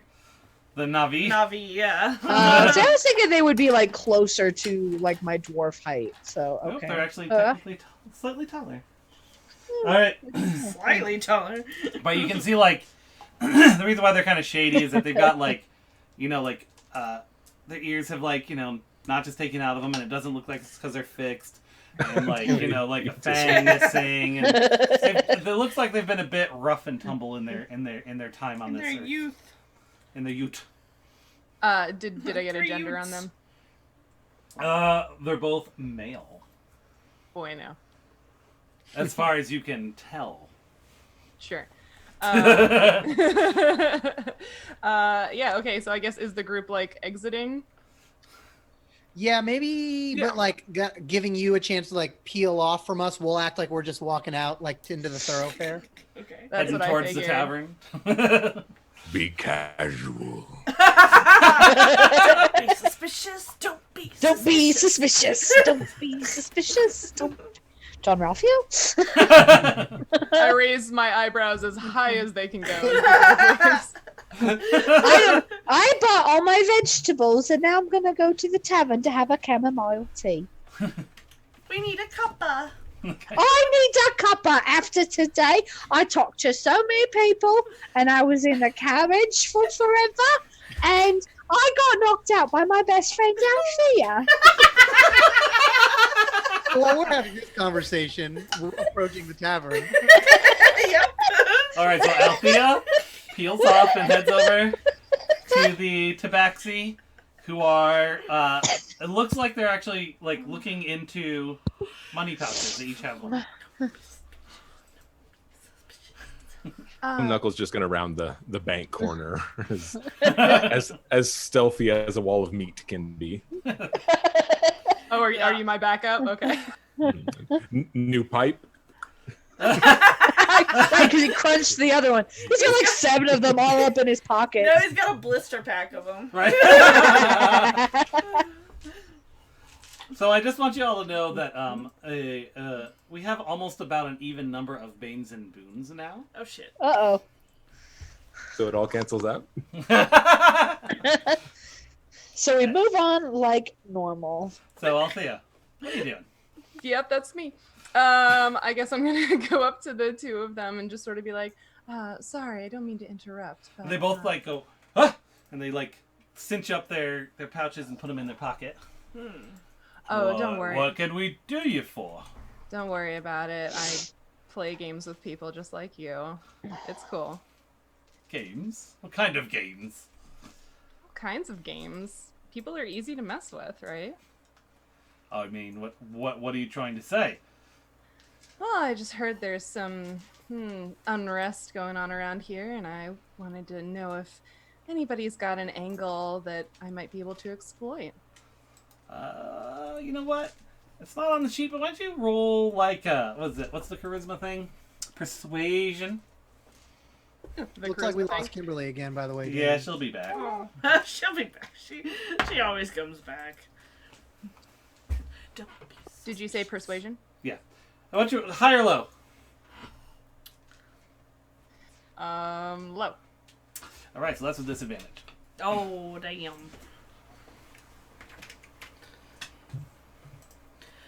Yeah, they were both 15s. That Oh. makes it a 22.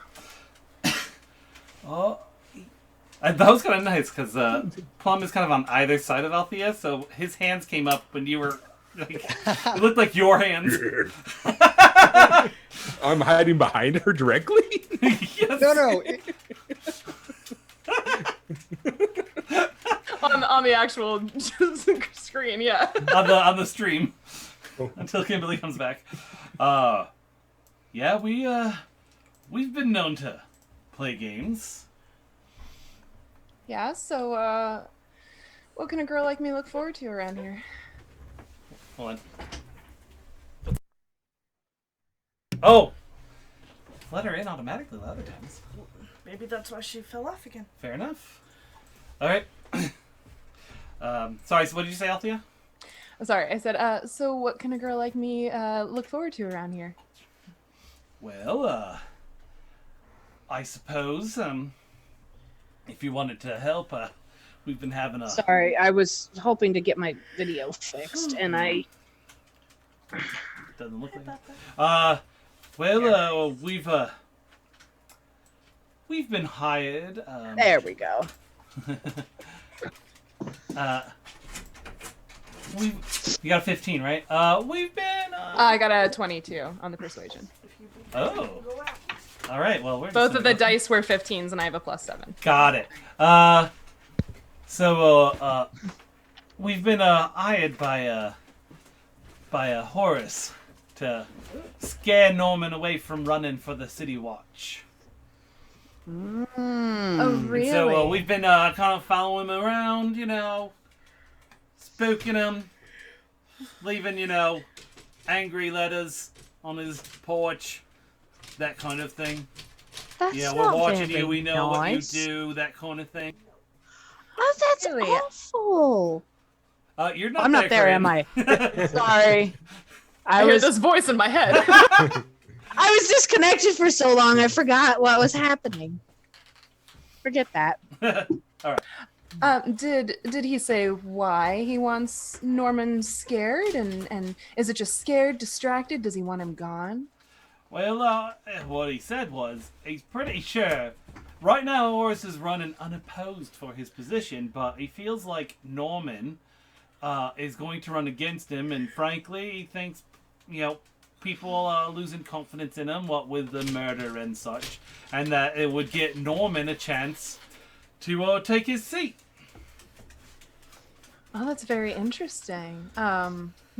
Well, I guess. By the way, my name's Buster. This is Ralph. Oh, it's a pleasure to meet both of you. That's very interesting. I wish you good luck with that. That's good information. I feel like maybe, my thing is with gentlemen, so maybe I'll see you both around. Yeah. You gonna be in town for a while? Oh, we'll see. They bobbed. All right. Have a good day. I was gonna say, and I will slide out of there. No. Some like it. Yeah, so I guess the rest of us would have just walked into the tavern while Althea was doing her thing. Ordered up a couple of drinks. Okay. I set my shopping down and It's been a long day, you guys. pull out my crochet, and I'm just going to sit here a minute and rest my feet. So you behind behind the counter is a woman. She's about middle-aged tabaxi with a cropped haircut and an apron that says, "Humbuddy loves you." That is adorable. And of course, you see Norman off in a corner, and you see another guy off in a different corner. Both of them look a little rough. So many corners. So many corners. There's 17 corners because it's a tavern where a lot of people sit in dark corners. It's actually the tavern is actually called the Dark Corner. The dark corner. Did you say, Dan, that there were a couple of other people that like were similarly shady looking to the folks outside of the bar? I was making a joke there because everyone's character sits in a Okay, dark good. corner when they enter a tavern. Yeah. We see Aragorn in the back. Yep. Exactly. Exactly. No, you don't see him. That's Yeah, the That's the point. point. But there are two folks getting drunk. Well, Althea, friend, we got you a drink. Come on over and join us. Tell us what you learned. Thank God. I'm going to need a bath after all this. And I then can the draw lady, you up one really nice, Miss Althea. the lady I behind put the bar lavender in. leans over, like puts her chin in her hands, looks at Althea, and goes, "I could probably help with that." Why? That's very generous. Maybe when we're done with our business. She winks.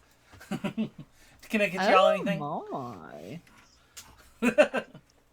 Well, actually, Miss Humbuddy, is it? Yes, Bonneville Humbuddy. Well, that is a beautiful name, I must say. That the fellow there in the corner, I point to Norman. Has he been around here the last few days? So she leans in close. She's like, "Yeah, but I think Horace killed her. I know what y'all are here for. I think Horace killed Silville. I think Horace found out about her and Norman getting a room here on Sunday. They came in disguises, but I mean, Horace is the head of City Watch. He's probably got eyes everywhere." Is he a beholder? That's what you are, right? Oh God, did I talk to the wrong people? Well, yes, but no. Yes, but no, but yes. I mean, Kinda. I mean, she says to Althea, I mean, I know I'm not talking to the wrong one right there, but Madam Humbuddy, when they came for this secret rendezvous, they didn't happen to have a chicken with them, did they? I mean, they were in costume, but I didn't hear any clucking. All right. Okay. And you see me scratch a really big theory off my. You just like scribble. He writes with his trunk. That's where that.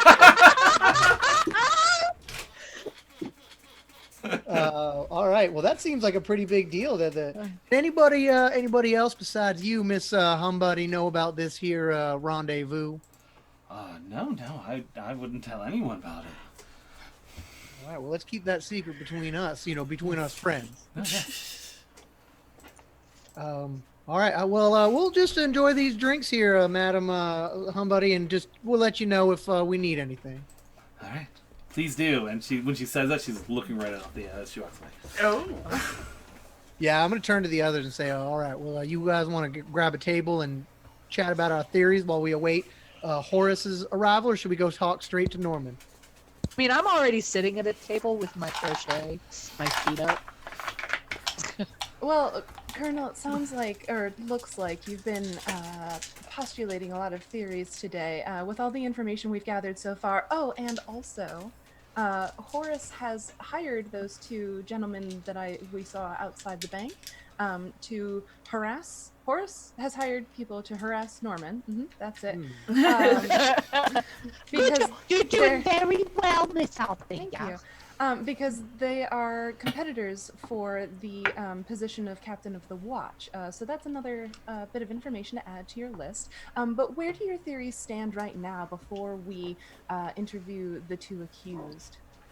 Well, it seems to me that this Horace had a lot to gain by this Norman fella disappearing or appearing to be the murderer. Not only was he running against him, but he also seemed to have a bit of a little love affair with his wife.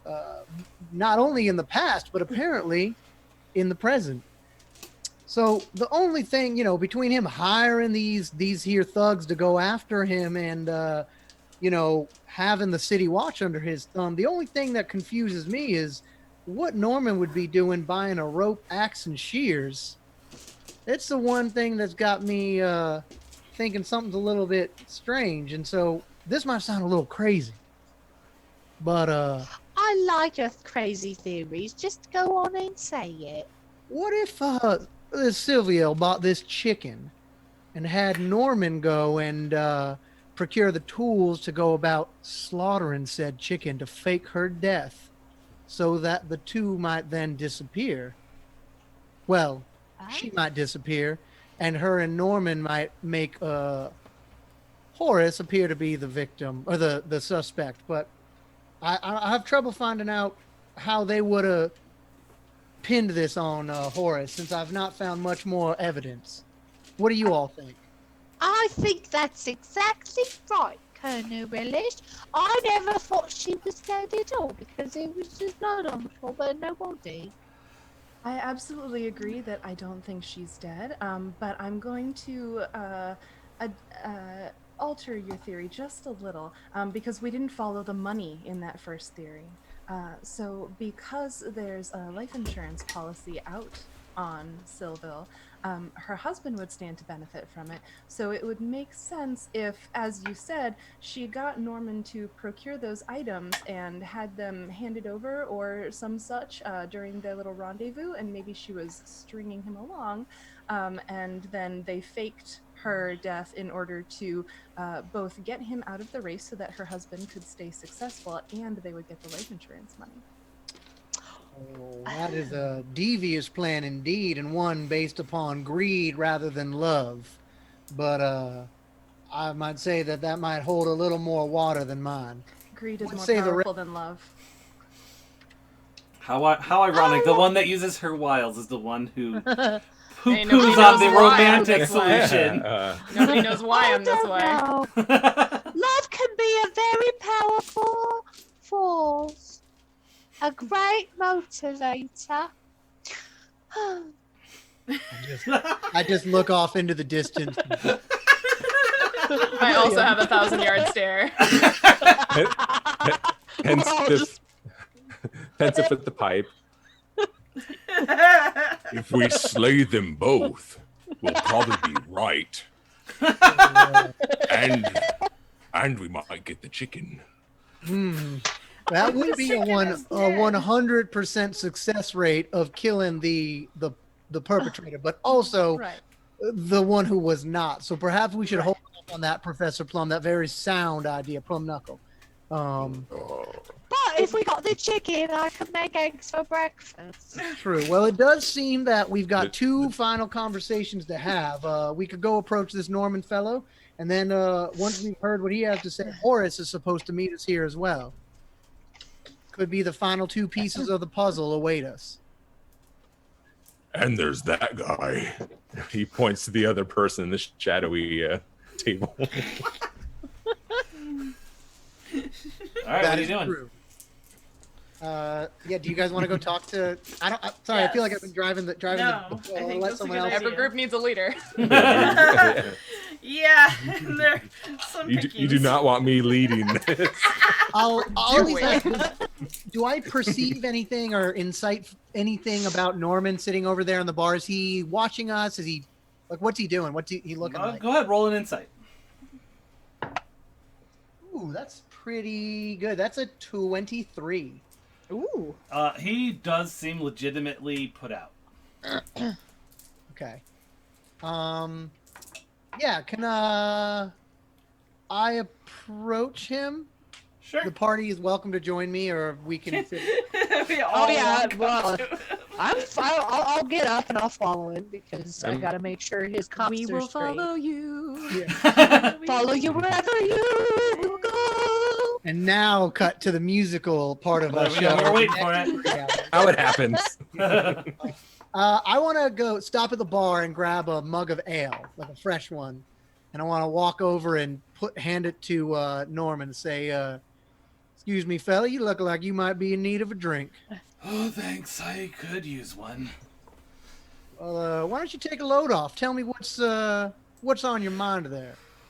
Oh, just things. Oh, come on, speak up, boy. You look sadder than a Tarrasque in a tutu. You gotta just tell me what's going on. Well, you've probably heard about Silval if you've been in town for anything more than 5 minutes. Yeah, we heard about her. What connection might you have to her? Well, she was finally gonna leave Horace for me. And all I can guess is that Horace found out and murdered her. Aw. You said, you too, she was finally gonna leave you. Yeah, she wrote me a love letter and she said, I'm leaving Horace in it. It does seem pretty definitive. Does this love letter, do you still have it on are you quite certain it came from her? This wasn't no one of them crank yankers, was it? Well, no, yeah, it's her handwriting. It's Okay. in my house. All right, well, I'm sorry to hear that. With all the talk going on around town, I'm sure there's some folks that might think that you might have even had something to do with it, as crazy as that might be. It's a small town. People talk. Do you have any thoughts then about, what proof do you have that this Horace fellow would have done this horrible crime? I told you I have a love letter that said she was going to leave him, and it's probably wouldn't look good for a man up for re-election to lose his wife. This is true. Even though they lived in separate houses. Love. Ooh. Go ahead, Althea. Sorry, I'll take a step back. Let her. No, that was a good piece of information. Sorry, did she post the letter to you? Did she hand it to you? When was the last time you saw her? Right before she died. Disappeared. It's one of those kinds of things where she wrote it and slid it under my door. He throws the key on the counter. He's like, "Don't believe me? Go look." Yeah, well, Go look at his house. All right, let's go. He tells you where his house is, by the way. okay. And, Not just giving us a key and setting us loose in town. Is it this one? No. last Is thing, it this one? Norman, my friend. He lives a little bit outside, like on the edge of town, so it would have taken you a while probably to get there. Yeah, Norman, I mean no offense, and honestly, just, between friends, I want to do my best to help clear anyone who is wrongly accused of this crime. We did hear a bit of suspicious information that you had procured a few strange items at the general store not long before Miss Sylvia's disappearance. Something about a rope and maybe some shears. Just maybe you could help clear things up betwixt us, just so that we can, scratch your name off the list. That's a good point. What was the end?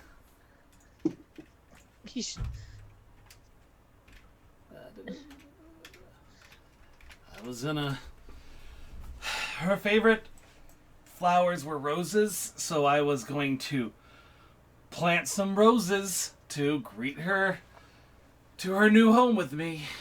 I told you he was picking up Albie. Was he planting roses? You want to roll an insight? Yes. I would. I do as well. I got a 13 for insight. 13. If anybody cares. Also 13. Jesus Christ. I got a nat 20. Woo! So 20, 21. Nice. You pull the mask off of him. And it was And it hurt the whole it time. was old man Jenkins who runs the abandoned amusement park. No, he seems legit. Poor guy.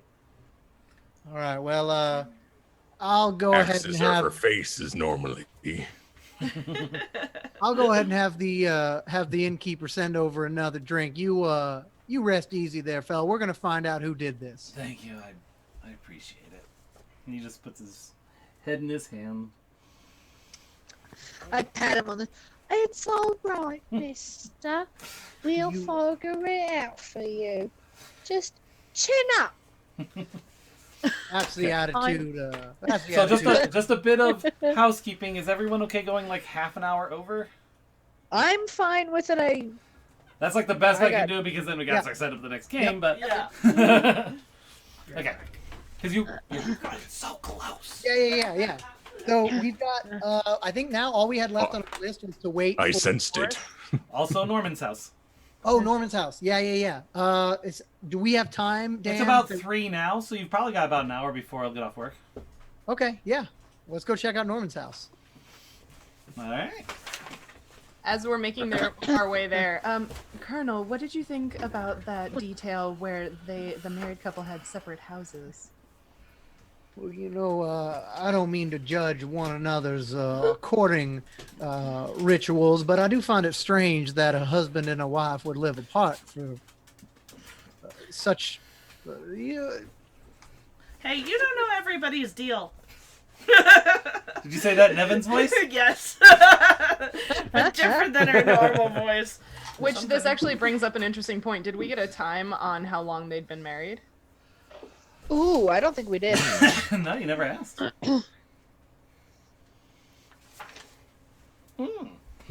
Well, we haven't left the bar yet. I wouldn't want to force so. You go over and just he's got his head in his hand, like you can tell, like his back is like he's trying not to let anyone know that he's crying, but he's crying. Oh. I have a way with people. Yes. Yes. Go ahead, Mr. Hawful. Mr. Plum Knuckles. You're not lying. You have a way. Plum knuckles. Plum Knuckles. Do we want to send him back in? Yes. Yes. You just. I feel this is important information we should have. Right, he stomps back into the bar, giving a stink eye to the one person at the corner we did not talk to. Then to Norman with a bit of a jab. How long were my they kidney. married? Why don't you go ahead and roll a persuasion? But Oh, I will boy. use one of your boons, and you can roll it with advantage. Hooray! Really? I got a 2 or a 14. With a 14, I'll give it to you. It's been a few years. They got married late. Probably, I would say 5 years ago. Yeah. Apparently, those Horace, since he works the graveyard shift so often, it would just be distracting to Civil, so they just kept their houses. Apparently, I don't know. Meanwhile, when we were together, she said, "Don't run for the City Watch. Don't. I don't want to be in another one-sided relationship." And I said, "Okay, I won't." Oh. Well, Yeah. Claps a giant hand over Norman's shoulder. my condolences. I'm sorry you maybe killed your love. And What? turns around and walks out the door.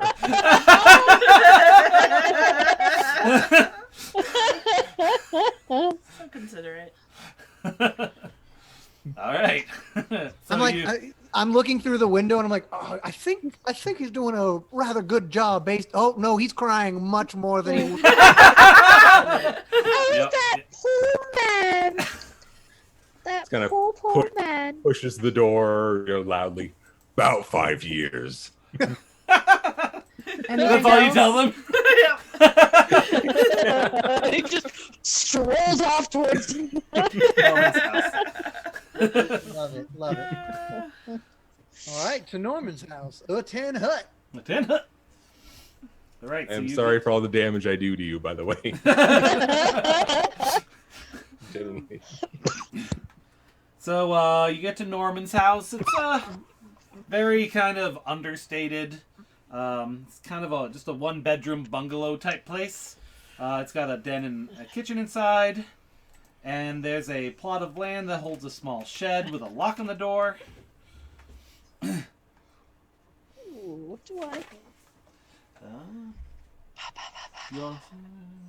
Do we see any roses planted There anywhere? is a small tilled area. And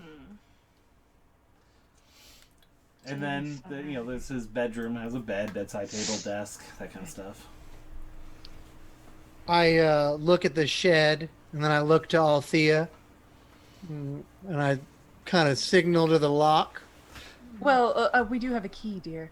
Does Oh. the key open that right. lock? If it No, doesn't, it's a different kind of lock. Oh, You have the well, in front door that key. case. Perhaps So just I, as Zelda, they're all different locks. I- Okay. Yep. Yeah. I have my professor's Well, axe. I have a different lock on my shed, I'm just saying. I don't want someone who could get into my shed to get into my house, or vice versa. I have an idea. I have mending, so somebody could just like bust the lock, and then I can fix it. Or we have a rogue. I mean, let's yeah. try We have a let's try the non-violent approach first. dear. Yeah. that doesn't work. We go with we go with. I would think Corinne would not want that, because then she'd be like, oh, it's got to be cleaned up. She's I can fine. clean it up, no problem. I've got prejudicitation, and I have mending. Dissertation. Hey, I will say, Corinne's mending comes quite in handy. I've had a couple of trips around the house. The old tusk's gone right through the wall, and she gets those things just patched up real good. I have mending and prestidigitation. All right, we got 30 minutes. What'd you get, Althea? So what are we doing, team? What was that?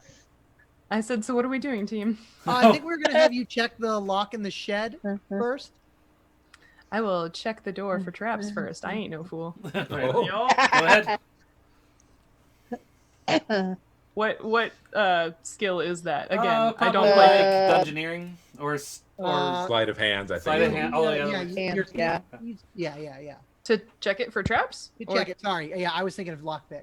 Yeah. Yeah, you want to do. I would say it would probably be dungeoneering, because that's kind of a skill where traps would be. Is that I a- think It doesn't That's- exist anymore. that's not Oh a shit, thing. you're right. that would be. I probably learned on investigation- 4E, Oh. everyone. Probably Uh, investigation or perception. Yeah, is We're it- so old. Is it investigation is like search, right? Yeah. Sorry, I Yeah. play 3-5. Yeah, investigation is to look around for like clues and look for hidden objects. Then I will do that. All right. I really didn't realize I had a sense of motion. Oh, that's a spell. 6. I bet it's not You traps. see no traps. Good news. Yay. Thank you, Bummer. Leslie and our News, shadow. everyone. Then I will unlock the door. Therefore, All right. Go ahead. So is this Sleight of hand. sleight of hand? Okay. And because I have thieves' tools and I have expertise in it, I add my proficiency twice, right? Yeah. Because rogues are awesome. I'd give you a Bane, but you're gonna probably get it. Or Boon, I mean. Wouldn't be D&D if we weren't stopped by a door. Yeah, right. Right. That's a 21. Oh yeah, it's like butter.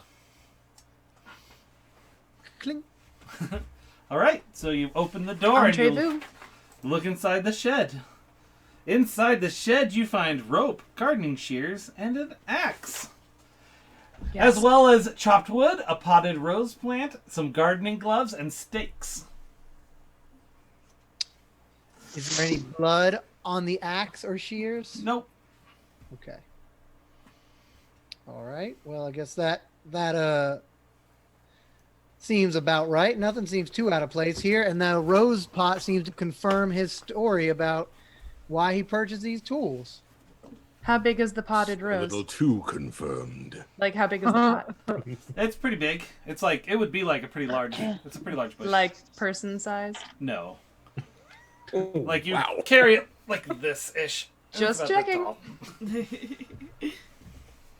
Alright. All right. Yeah. I mean, anything else? So yeah, I guess if there's nothing else that we see, that at least seems to maybe confirm a clue. And then he said the love letter was in his house. Yeah. Now we can go check his house. Yep. All right, and you have the key to that. Yes. All right. And so you go inside, and there's like I said, in his bedroom. It's not a very big house. In his bedroom, there's a desk, a bedside table, and a large unmade bed. Well, clearly, anyone that would leave their bed in such a disarray is obviously the murderer. Corinne, can you believe that? It's, he's had such a trauma. It's so That's hard to go on when you've lost the woman you love. So maybe she made the bed for him and he doesn't know how to do it. That's true. And you haven't seen Horace's bed yet. That's true. Do we see the letter on the bedside table? Nope. What about the dresser? Nope. Might this call for an investigation check, someone? Perhaps. Everyone hides things in the underwear drawer. Oh, I don't want to look in his underwear drawer. That's private. I'm going to roll an investigation. 19? Nice. What was it? Sorry. 19. 19. Investigation. So as you are groping girl. around, you find you find a false bottom inside the bedside table. Ooh. Inside is a oh, sorry, wrong one. I was looking at the wrong house. Wrong. No. No hints. Got it. Crap. Am I missing nothing? Where'd it go? Oh, there it is. Oh, I just skipped too far. That's all. Oh, GG noob. Oh yeah, sorry. It was just We're just inside that the clever. table. You do find the letter, and it says, "Sorry, it was in that little hidden area. Meet me at 6 p.m. on today's date at the inn. Today. Today. Okay. Room number And it's- 9. And it's about 3 o'clock, 4-ish now? It's pushing 4. The pages are numbered 3 of 3. Or they're numbered 1 of 3, 2 of 3. There is no 3 of 3. You also see a journal sitting on top of the desk. It would be improper to look through it, wouldn't it?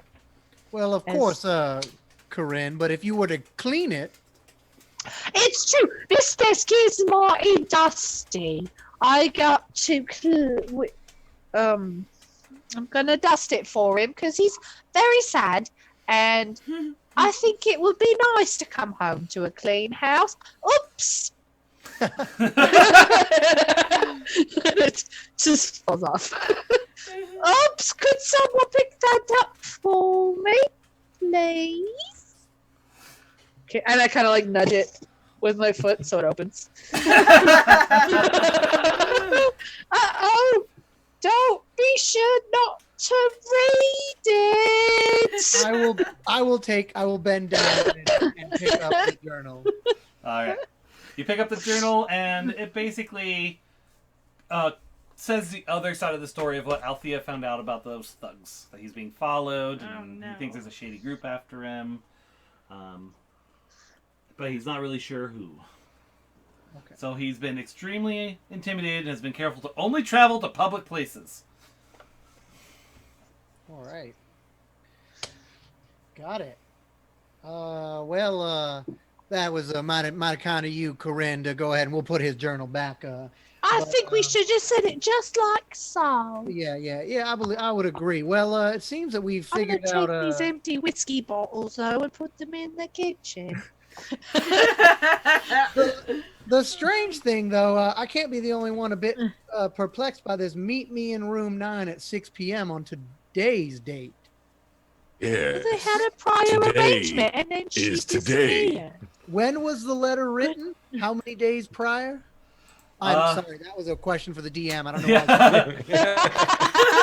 Well, based on what Your he southern charm will win him based over. on what he told you, it was about a week ago. Okay. All right. Well, it seems that we've got ourselves another piece of the puzzle. I guess we can return to the tavern and have Horace show us the scene of the crime. Well, and we have another question because the third page of that letter is missing. This is true. That is- Either that or she never learned how to thread her tweets properly. Yeah. Dude, every time. Anyway. The birds. Okay. Yeah. Do you guys want to head back then? Should we? Yes. Head back? All right. Yeah, I think that's the next. Was she at the tavern when she disappeared, or she was at her house? I thought.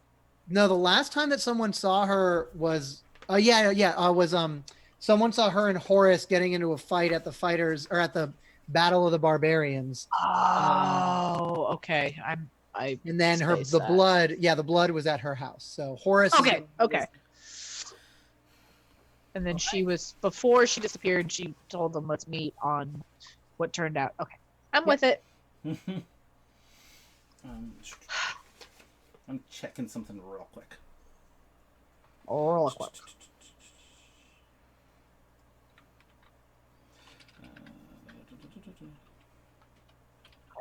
All right. Woo! Not knock my phone over again.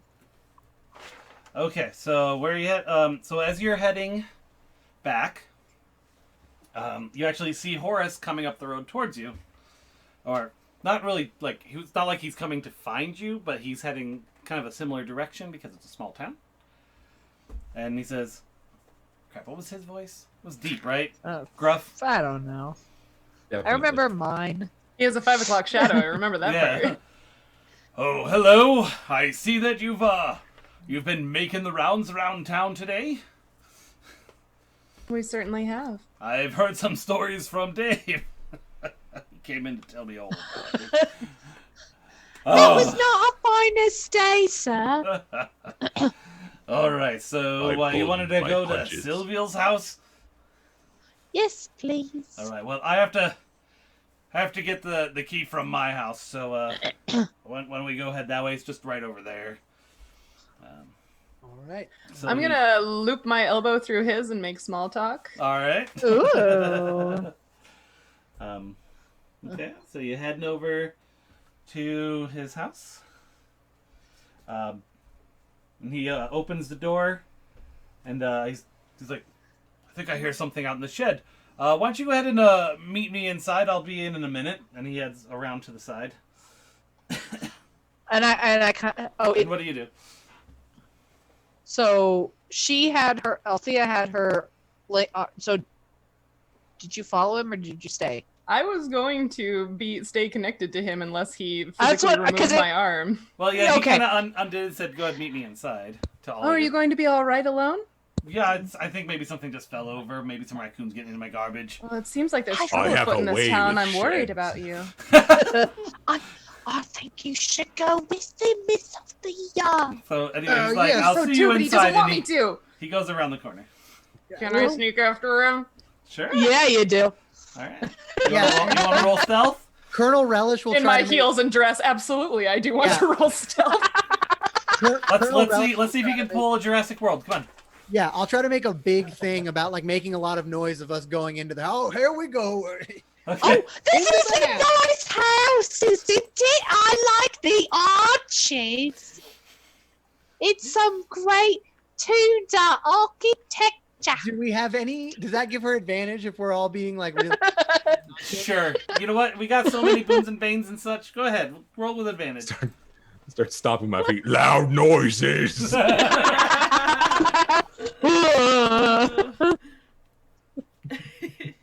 Thanks for that question there, Nick. That one's a 16.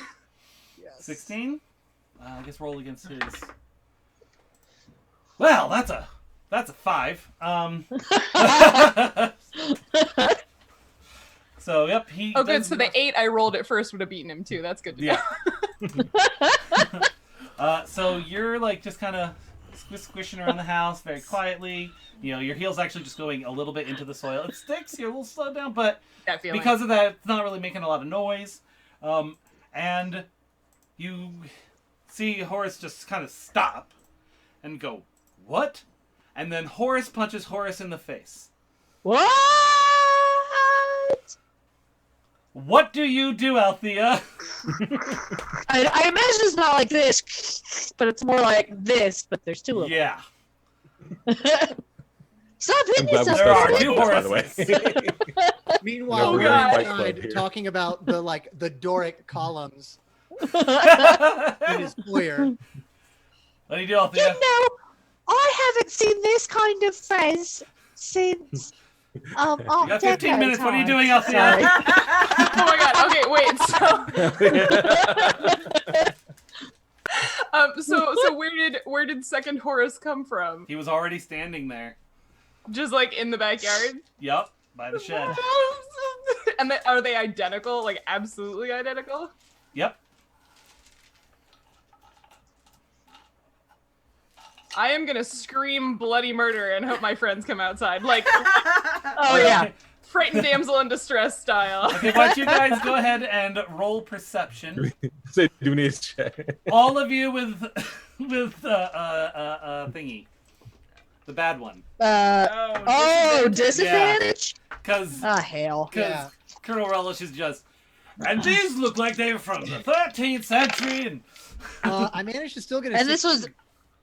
was investigation. I got an 11. No, perception perception. or investigation? Perception. I'm sorry. I think they're the same though. Hang on. Doesn't matter. I got No, I got a 10. Are you sure we can't just use our passive? 3. he's just so loud that you have to be listening for something going on. Yeah. I got a 16. Seven. Okay, so over your own voice, probably because it is your own voice, Yeah.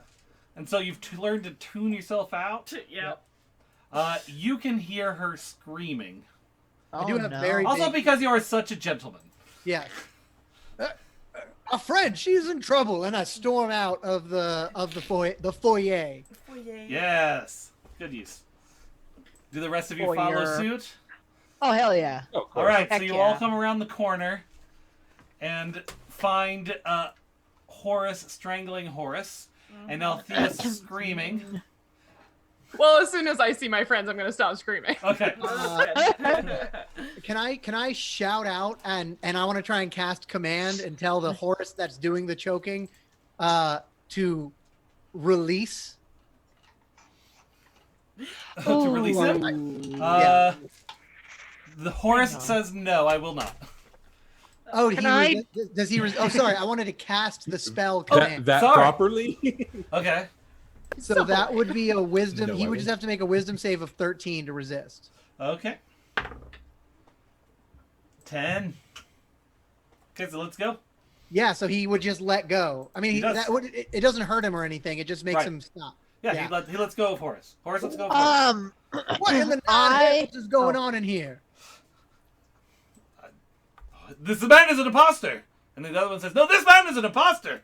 Was I able to keep track of which one we came with?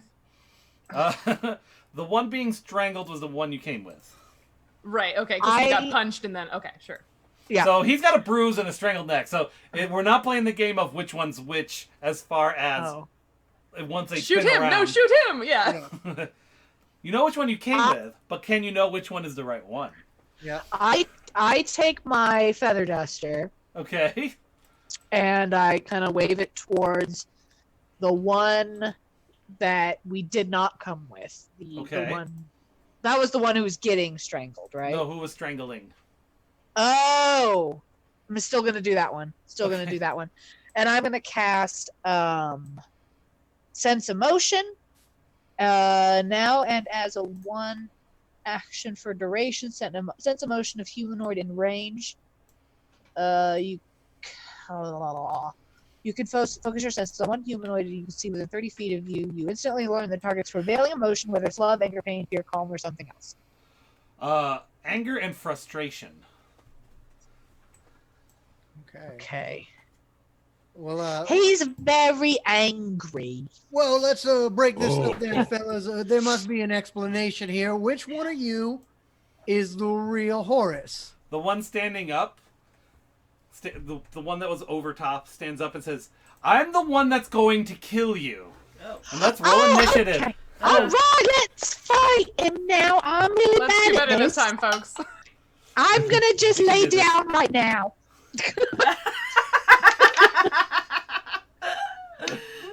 got a- Actually, I got a I'm gonna- 14. because so because of everything going on, Yeah. I'm and how little time we have left. Yeah. Uh-huh. Full damage for us? We're just gonna go ahead and do Colonel, high or low? Hi. All right. Evan, high or low? Low. Plum, high or low? Hi. Okay. Althea, high or low? Low. Oh, that's cocked. You're cocked. Oops. I'm sorry. You know what? I rolled a d12. Where'd you come from?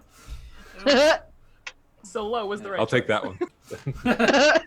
No, I rolled the wrong one for the other person. Okay, and Corinne, high or low? Low. All right. You you got enough right. I'm going to say you had a battle and you killed her. Montage. Yeah. And by her, I mean this I knew it. kind of disguised skin sloughs off and Ugh. its horse runs over to it because like, Silvio. She's like, Called it. I just wanted out of this loveless marriage. Aw. Aww. One of you did call that like right at the start. Uh-huh. But I Colonel's guess- like, awkward. And she goes, I guess now I have. And she dies. Aw. Rip. And Horace is crying. Aw. Well, But So you you solved the really are. mystery! Today it would appear that our original guess, I cannot recall who it was correct all along. Faked her own death. I know, when you guys said that, I'm like, don't make a face, Dan, don't make a face. Does Norman show up and this dramatic moment right as like As the violins swell and the rain starts falling.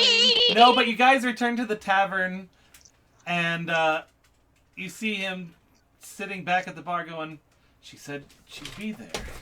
Aw. Because he was going to go to 9. Aw. And meanwhile, Bonneville goes. That's the tavern the lady. tavern wench. Yeah, she says, I was told that you guys had an elk dinner to be prepared, and I have gotten that ready for you. When she says you, she looks at Althea. Oh, I was gonna make it. I wanted to experiment, but I suppose you know better than me about how to prepare elk. So I've never done She it. surreptitiously slides a recipe over to you. Oh. Oh, thank you, Mr. Colonel Relish. Will I have this on Tuesday? All right, we gotta finish up, guys. was great. Thank you for playing. I hope you had a fun time Yeah. solving Oh, God, a that was murder. so fun. Blast. Thank you, Jess, for making this wonderful adventure. You can Yes. get it off DM's Guild, and her Twitter is DMJWade. Yes. Thanks, like- Jess. This was awesome. Yes. All Yes, right, thank you. That was fun. that was very fun. And okay, so Nick, what do you got? What do you do?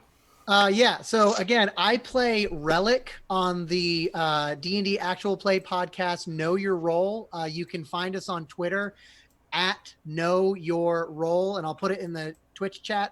It's ROLL.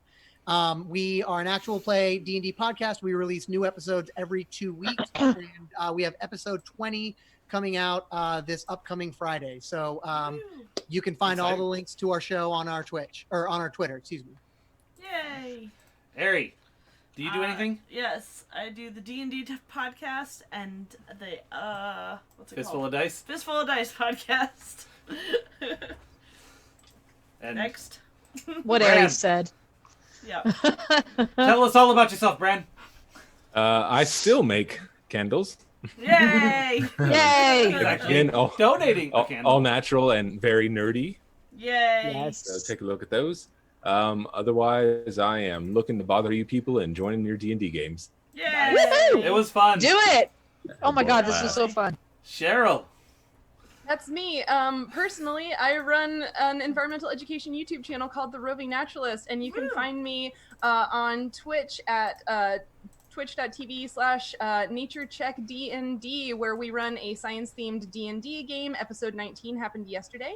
We also just started a science-themed Legacy Life Among the Ruins post-apocalyptic RPG. Oh, wow. And we have scientists playing video games on random days. So yeah, we're like always around now. Yay! I'm just gonna be honest here. I misread your name the very first time as the Wandering Naturist, and I had a very different interpretation. No, that's It's accurate. fine. It's fine. Okay. Oh, also, we like to have guest players on our D&D game. So, like, if you're interested in hanging out with scientists and playing D&D, you can message me on Twitter. Heck Sounds yeah. awesome. Heck yeah. Yeah, right. Heck yeah. And Kimberly, do you have anything? We already did, Kimberly. What Ari said, I play Dungeons and Dragons with you guys, and you record me Yeah. doing that, and we play Deadlands, Yes, and you record me it's doing fantastic. that. And I play with your dogs, Yeah, you do. I'll record you doing that. and hang out at your house, And and eat food, which is pretty great. And I'll be there later I, tonight, by the way. Yep. Yay. I sit got at elk home and I on play the The barbecue. Sims by myself. So, I got a full life right now. It's pretty great. Yay. All right, guys. Thank you so much. Thank We're gonna you have to guys, close that off was shop Thank and you. get our next folks going. Sorry you ran into the half hour, but I wanted to finish. I'm the organizer. I couldn't be the first one not to finish his adventure. Yeah, no. Great job. You nailed it. Thank Yeah, you very great. much, Yeah. Dan. It was Jason Yeah. who's the one Instagram and stuff. Thank you, everyone.